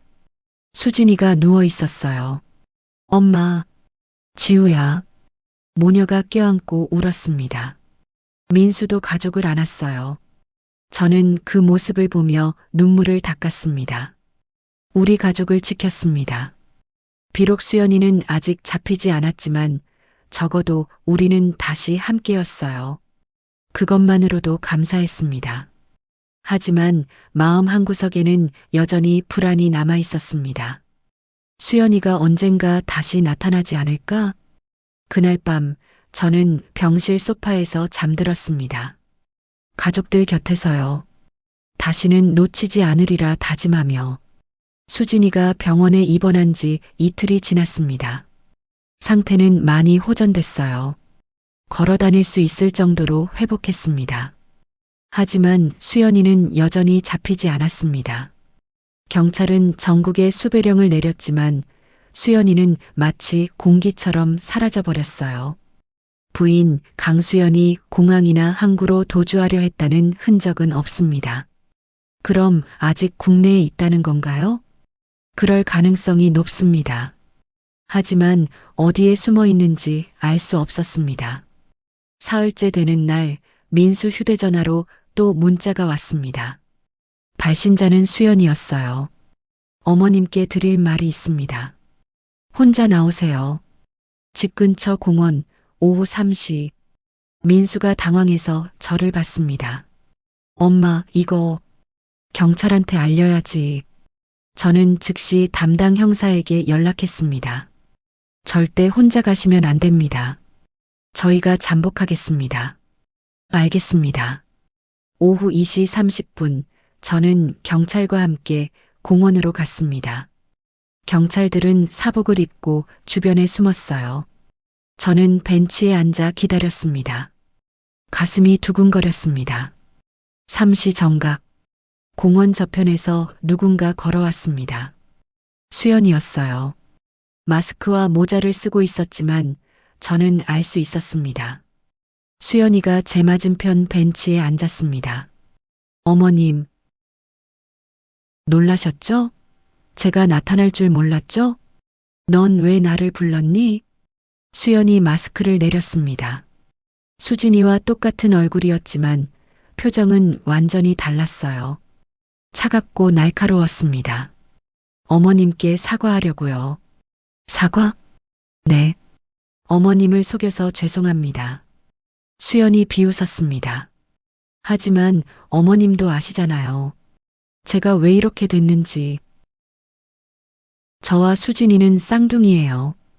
똑같이 태어났죠. 근데 운명은 달랐어요. 수연의 목소리가 떨렸습니다. 수진이는 좋은 집에 입양됐어요. 부자 집에요. 사랑받으며 자랐죠. 저는요, 고아원에 남았어요. 아무도 저를 입양하지 않았어요. 왜일까요? 수진이가 먼저 선택됐으니까요. 수연이 눈물을 흘렸습니다. 전 18살까지 고아원에서 자랐어요. 그 후로는 혼자 살았죠.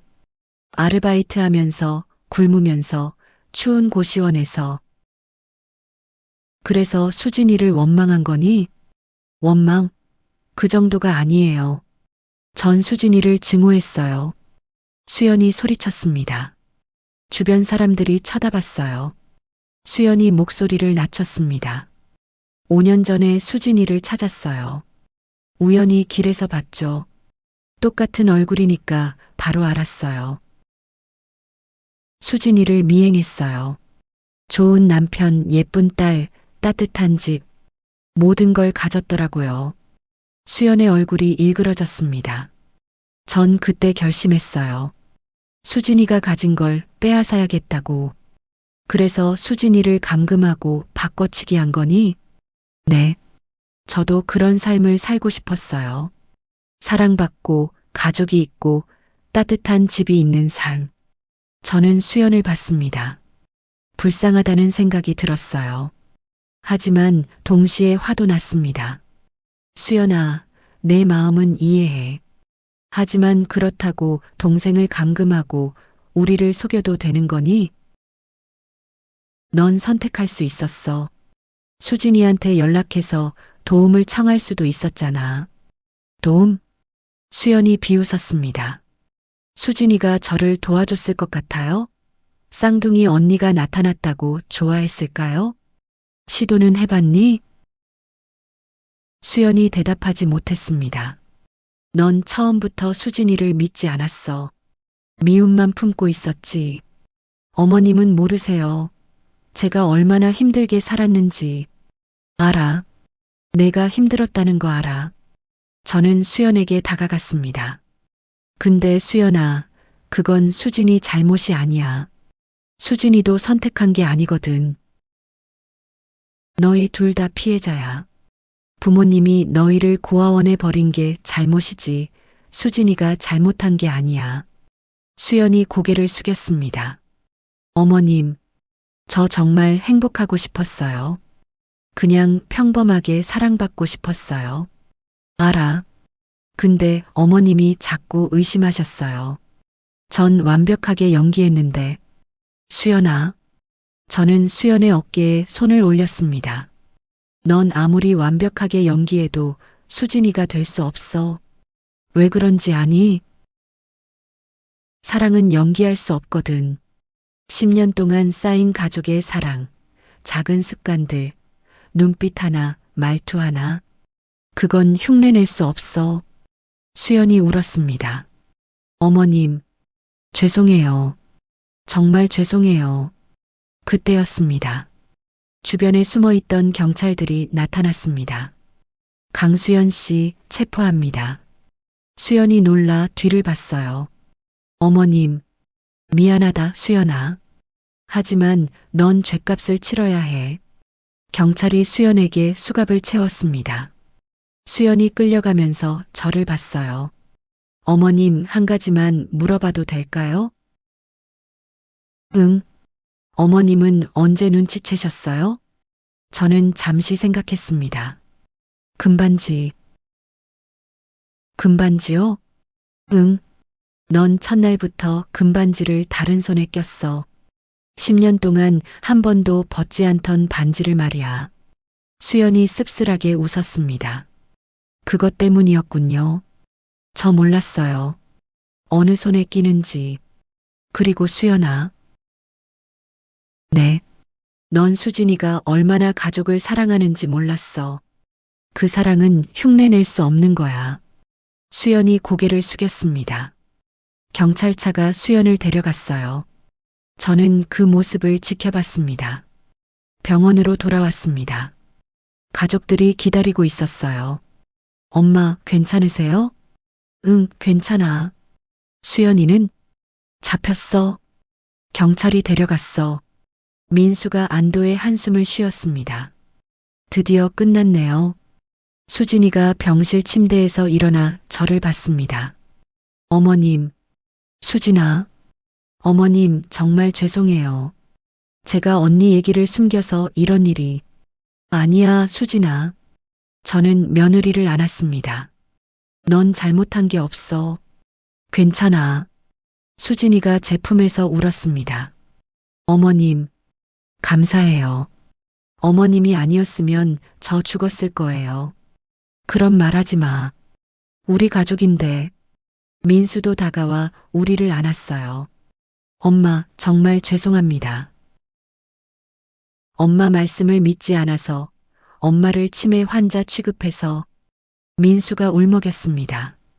엄마가 아니었으면 저희 가족 다 무너졌어요. 엄마가 지켜주셨어요. 괜찮아, 민수야. 하지만 사실 괜찮지 않았습니다. 그동안 혼자 싸우면서 얼마나 외로웠는지, 얼마나 힘들었는지, 아무도 믿어주지 않았던 그 시간들이 얼마나 괴로웠는지, 명숙이가 제 손을 잡았습니다. 정희야, 수고했어. 정말 대단해. 명수가 눈물이 났습니다. 참았던 눈물이 터져 나왔어요. 명수가 나 무서웠어. 정말 내가 미친 줄 알았어. 알아. 근데 넌 해냈어. 가족을 지켰어. 지우가 다가와 저를 안았습니다. 할머니 사랑해요. 할머니가 최고예요. 가족들이 저를 둘러쌌습니다. 따뜻했어요. 며칠 후 수진이가 퇴원했습니다. 집으로 돌아왔어요. 현관문을 열고 들어서는 수진이를 보며 저는 눈물이 났습니다. 진짜 며느리가 돌아왔습니다. 어머님, 저 왔어요. 그래, 잘 왔다. 수진이가 집안을 둘러봤어요. 집이 그리웠어요. 우리 집. 그날 저녁 온 가족이 모여 저녁을 먹었습니다. 수진이가 만든 된장찌개, 시금치나물, 계란말이. 지우야, 계란 후라이 반숙으로 했어. 내가 좋아하는 거. 엄마, 맞아요, 이거예요. 지우가 신나게 먹었습니다. 수진이가 제게 국을 떠주며 말했습니다. 어머님, 두부 안 넣었어요. 고맙다, 수진아. 가족이 함께 밥을 먹었습니다. 웃음소리가 넘쳤어요. 식사 후 수진이가 저를 따로 불렀습니다. 어머님, 제 과거 얘기 좀 해도 될까요? 그래, 얘기해봐. 수진이가 말을 시작했습니다. 저와 언니는 5살 때 고아원에 맡겨졌어요. 부모님이 교통사고로 돌아가시고 처음엔 둘이 함께 있었어요. 근데 제가 먼저 입양됐어요. 저만요. 수진이의 목소리가 떨렸습니다. 헤어지는 날 언니가 울면서 제 손을 잡았어요. 나도 데려가 하면서. 근데 전 어렸어요. 아무것도 할 수 없었어요. 그냥 언니 손을 놓고 떠났어요. 수진이가 눈물을 흘렸습니다. 평생 죄책감에 시달렸어요. 언니를 버리고 온 것 같아서. 수진아, 넌 잘못한 게 없어. 근데 어머님, 5년 전에 언니를 만났어요. 만났어? 네. 길에서 우연히요. 저도 너무 놀랐어요. 그래서 언니한테 사과하고 도와주고 싶다고 했어요. 근데 언니가, 수진이가 고개를 숙였습니다. 언니가 저를 밀쳤어요. 내 도움 필요 없어. 꺼져 하면서. 그 후로 연락이 끊겼어요. 저는 언니가 어디 사는지도 몰랐어요. 그랬구나. 어머님, 제가 처음부터 언니 얘기를 했어야 했어요. 그럼 이런 일이. 아니야, 수진아. 저는 며느리의 손을 잡았습니다. 넌 최선을 다했어. 언니한테도 손 내밀었고, 이건 내 잘못이 아니야. 어머님, 그리고 수진아, 고마워. 10년 동안 우리 가족 지켜줘서. 수진이가 제 품에 안겼습니다. 어머님, 사랑해요. 나도 사랑한다. 우리 며느리. 진짜 며느리를 안고 있으니 가슴이 따뜻했습니다. 그날 밤 저는 오랜만에 편히 잠들었습니다. 악몽도 없이, 불안도 없이 우리 가족을 지켜냈습니다. 혼자서 외롭게 싸웠지만 결국 해냈어요. 그것만으로도 충분했습니다. 수연이가 체포된 지 1달이 지났습니다. 재판이 열렸어요. 법정에 섰을 때 수연이는 많이 수척해져 있었습니다. 피고인, 마지막으로 할 말 있습니까? 판사가 물었습니다. 수연이가 일어나 우리 가족을 봤어요. 죄송합니다. 그게 전부였습니다. 판사가 판결을 내렸습니다. 피고인 강수연에게 징역 3년을 선고합니다. 강금죄, 사기죄로 3년. 짧다면 짧고 길다면 긴 시간이었습니다. 수연이가 끌려가면서 마지막으로 수진이를 봤어요. 두 사람의 눈이 마주쳤습니다. 똑같은 얼굴의 두 여자. 한 명은 가족에게 둘러싸여 있고 한 명은 홀로 서 있었습니다. 수진이가 작게 고개를 숙였습니다. 수연이도 고개를 숙였어요. 그게 두 사람의 마지막 인사였습니다. 집으로 돌아온 후 일상이 천천히 회복됐습니다. 수진이는 다시 아침마다 지우에게 계란 후라이를 해줬어요. 엄마, 오늘도 맛있어요. 그래, 우리 지우 많이 먹어. 민수는 아침마다 수진이와 함께 커피를 마셨습니다. 여보, 오늘 회의 있어요? 응, 오후에. 일찍 들어올게. 조심히 다녀와요. 평범한 아침이었습니다. 하지만 그 평범함이 얼마나 소중한지 이제는 모두가 알고 있었어요. 어느 날 수진이가 제게 말했습니다. 어머님, 제가 언니 면회 가려고 하는데. 그래. 네. 언니도 제 가족이잖아요. 비록 이런 일이 있었지만. 수진아, 넌 착하구나. 어머님도 같이 가실래요? 저는 잠시 망설였습니다. 수연이를 다시 만난다는 게 쉽지 않았어요. 하지만 고개를 끄덕였습니다. 그래, 가자. 교도소 면회실. 수연이가 들어왔습니다. 수척한 얼굴이었지만 예전보다 눈빛이 조금 더 부드러워 보였어요. 수진아, 언니. 두 자매가 마주 앉았습니다. 저는 옆에서 지켜봤어요. 언니, 어떻게 지내? 그냥 견딜만해. 식사는 잘해? 응. 침묵이 흘렀습니다. 수진이가 먼저 말했습니다. 언니, 나 미안해. 뭐가? 나만 입양되고 언니는 고아원에 남겨서. 수연이 고개를 저었습니다. 아니야. 그건 내 잘못이 아니야. 하지만 수진아, 내가 평생 너를 원망했어. 근데 여기 와서 생각해봤어. 수연이 창밖을 봤습니다. 너는 아무 잘못도 안 했더라. 우리 둘 다 그냥 불운했던 거야.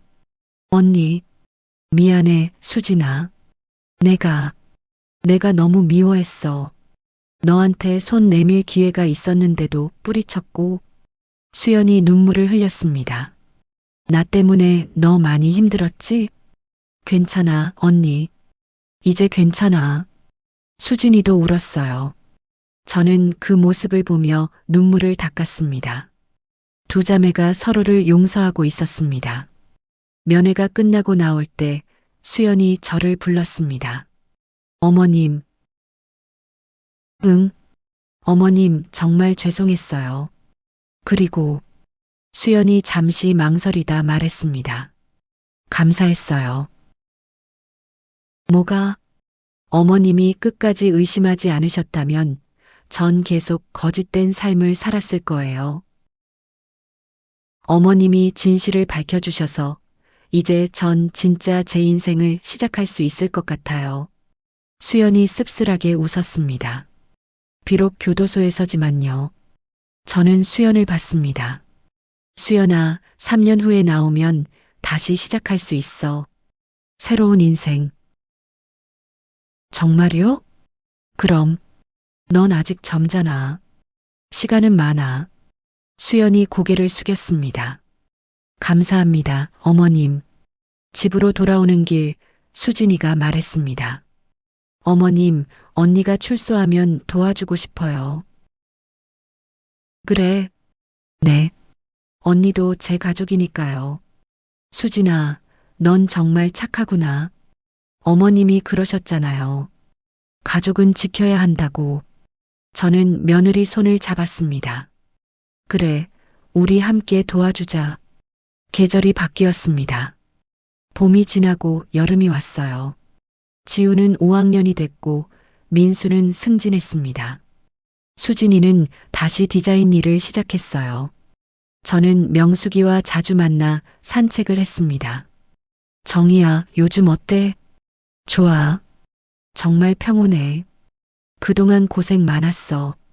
명수가, 너도 고마워. 내가 없었으면 못 해냈을 거야. 뭘? 친구 좋다는 게 그런 거지. 어느 토요일 오후였습니다.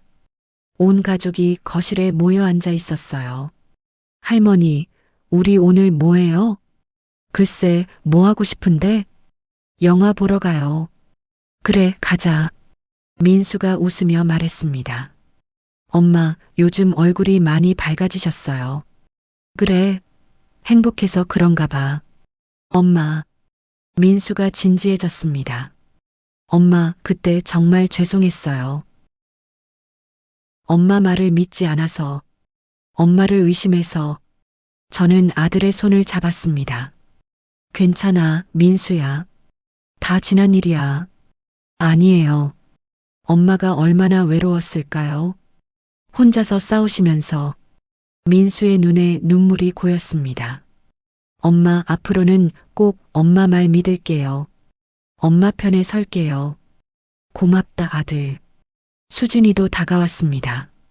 어머님, 저도요. 어머님이 저를 찾아주셔서 정말 감사해요. 수진아, 어머님 사랑해요. 지우가 저를 안았습니다. 할머니, 저도 사랑해요. 가족이 저를 둘러싸고 안았습니다. 따뜻했어요. 이 순간이 영원했으면 좋겠다고 생각했습니다. 그날 밤 저는 혼자 베란다에 나가 밤하늘을 봤습니다. 별이 반짝이고 있었어요. 지난 몇 달을 돌이켜봤습니다. 혼자서 싸웠던 그 시간들, 아무도 믿지 않았던 그 외로움, 포기하고 싶었던 순간들. 하지만 저는 끝까지 포기하지 않았습니다. 제 직감을 믿었고 가족을 지켰어요. 나 잘했지? 스스로에게 물었습니다. 그리고 대답했어요. 그래, 잘했어. 베란다 문이 열렸습니다. 수진이었어요. 어머님, 여기 계셨네요. 응, 별 보고 있었어. 수진이가 제 옆에 섰습니다. 어머님, 추우실 텐데 들어가세요. 조금만 더 있을게. 그럼 제가 담요 가져올게요. 수진이가 담요를 가져와 제 어깨에 덮어줬습니다. 어머님, 응? 제가 어머님 진짜 며느리인 거 어떻게 그렇게 확신하셨어요? 저는 수진이를 봤습니다. 금반지, 금반지요? 응. 넌 10년 동안 단 한 번도 금반지를 다른 손에 낀 적이 없었어. 그게 우리 가족의 약속이었으니까.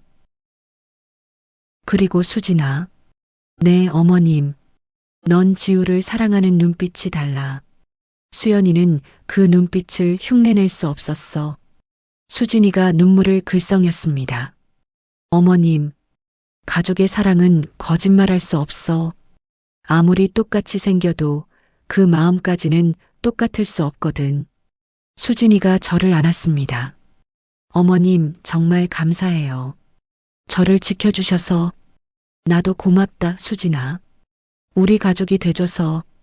두 사람은 한참을 그렇게 서 있었습니다. 별빛 아래에서요. 다음 날 아침 저는 일찍 일어났습니다. 거실로 나가니 수진이가 벌써 아침 준비를 하고 있었어요. 어머님, 주무셨어요? 응, 잘 잤어. 오늘 어머님 좋아하시는 미역국 끓였어요. 고맙다. 식탁에 앉으니 김이 모락모락 나는 미역국이 놓였습니다. 한 숟가락 떠먹었어요. 맛있다. 다행이네요. 간이 맞으시나 걱정했어요. 완벽해. 지우가 일어나 거실로 나왔습니다. 할머니, 좋은 아침이에요. 그래, 우리 지우. 잘 잤니? 네. 오늘 계란 후라이 있어요? 그럼 엄마가 해줬지. 와, 엄마 최고. 민수도 나왔습니다. 엄마, 잘 주무셨어요? 응, 잘 잤어. 온 가족이 식탁에 둘러앉았습니다. 평범한 아침 식사였어요. 하지만 이 평범함이 얼마나 소중한지 이제는 알고 있었습니다. 식사를 하며 저는 가족들을 봤습니다. 밥을 먹는 민수, 지우를 챙기는 수진이, 신나게 먹는 지우. 이 모든 게 기적 같았어요. 몇 달 전만 해도 우리는 무너질 뻔했으니까요. 하지만 이겨냈습니다. 함께요. 어머님, 무슨 생각하세요? 수진이가 물었습니다. 응? 아무것도. 그냥 행복하다고 생각했어. 저도요, 어머님. 저도 정말 행복해요. 식사를 마치고 민수가 출근했습니다. 지우도 학교에 갔어요. 집에 저와 수진이만 남았습니다.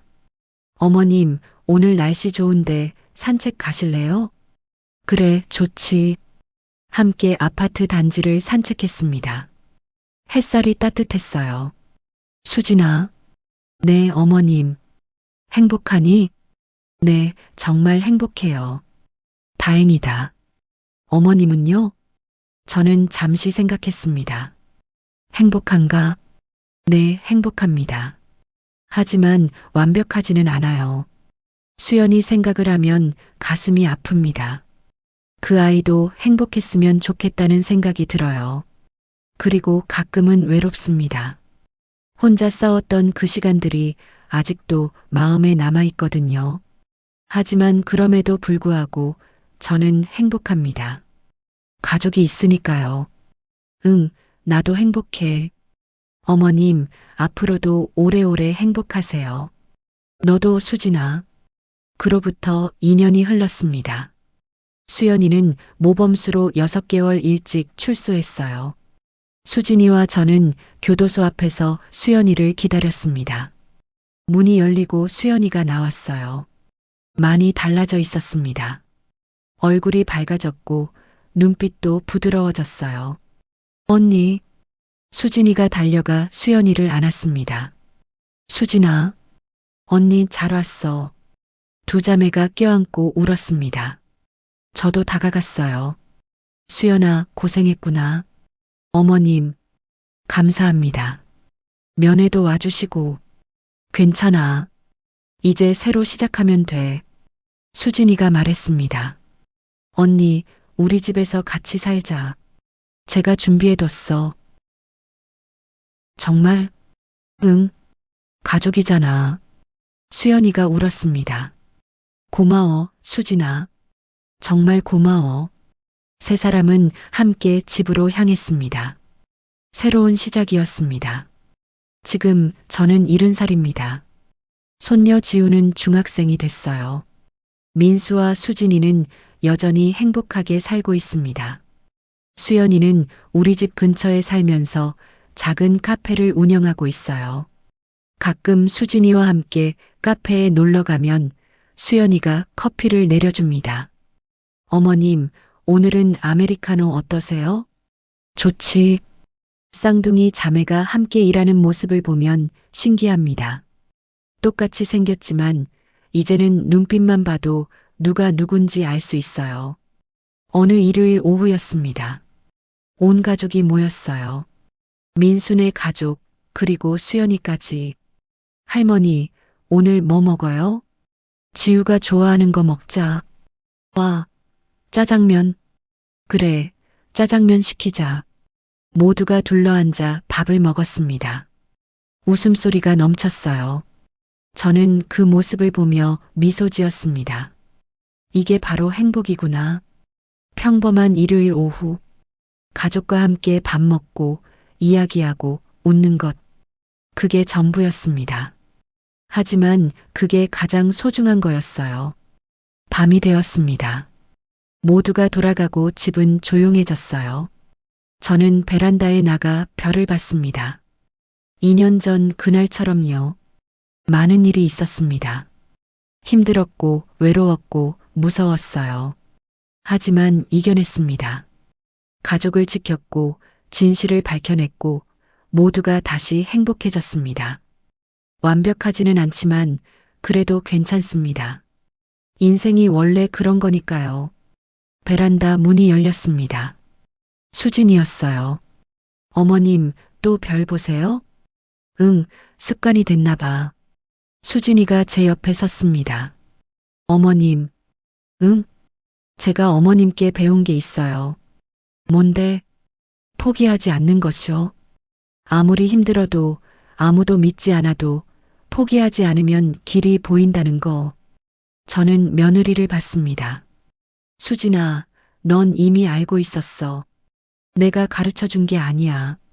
아니에요. 어머님이 보여주셨어요. 어머님, 감사해요. 그리고 사랑해요. 나도 사랑한다. 우리 며느리. 두 사람은 별빛 아래 서 있었습니다.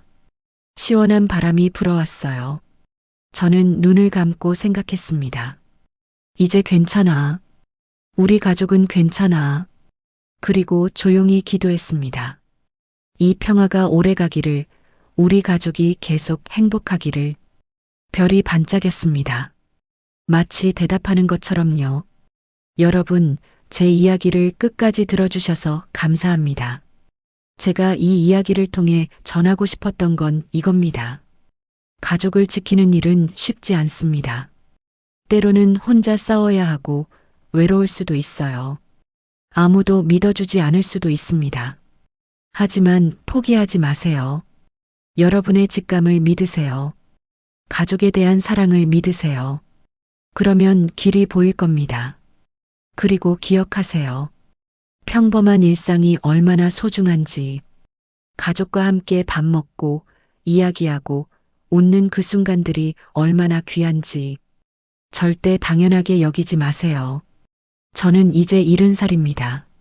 남은 인생을 가족들과 함께 평범하지만 행복하게 살고 싶습니다. 여러분도 그러시길 바랍니다. 건강하시고 사랑하는 사람들과 행복한 시간 보내세요. 그리고 절대 포기하지 마세요. 어떤 어둠도 영원하지 않으니까요. 새벽은 반드시 옵니다. 구독과 좋아요 버튼을 눌러주시면 더 많은 이야기를 전해드릴 수 있습니다. 지금 어디에서 듣고 계신지 댓글로 남겨주세요. 감사합니다. 모두 건강하시고 행복하세요.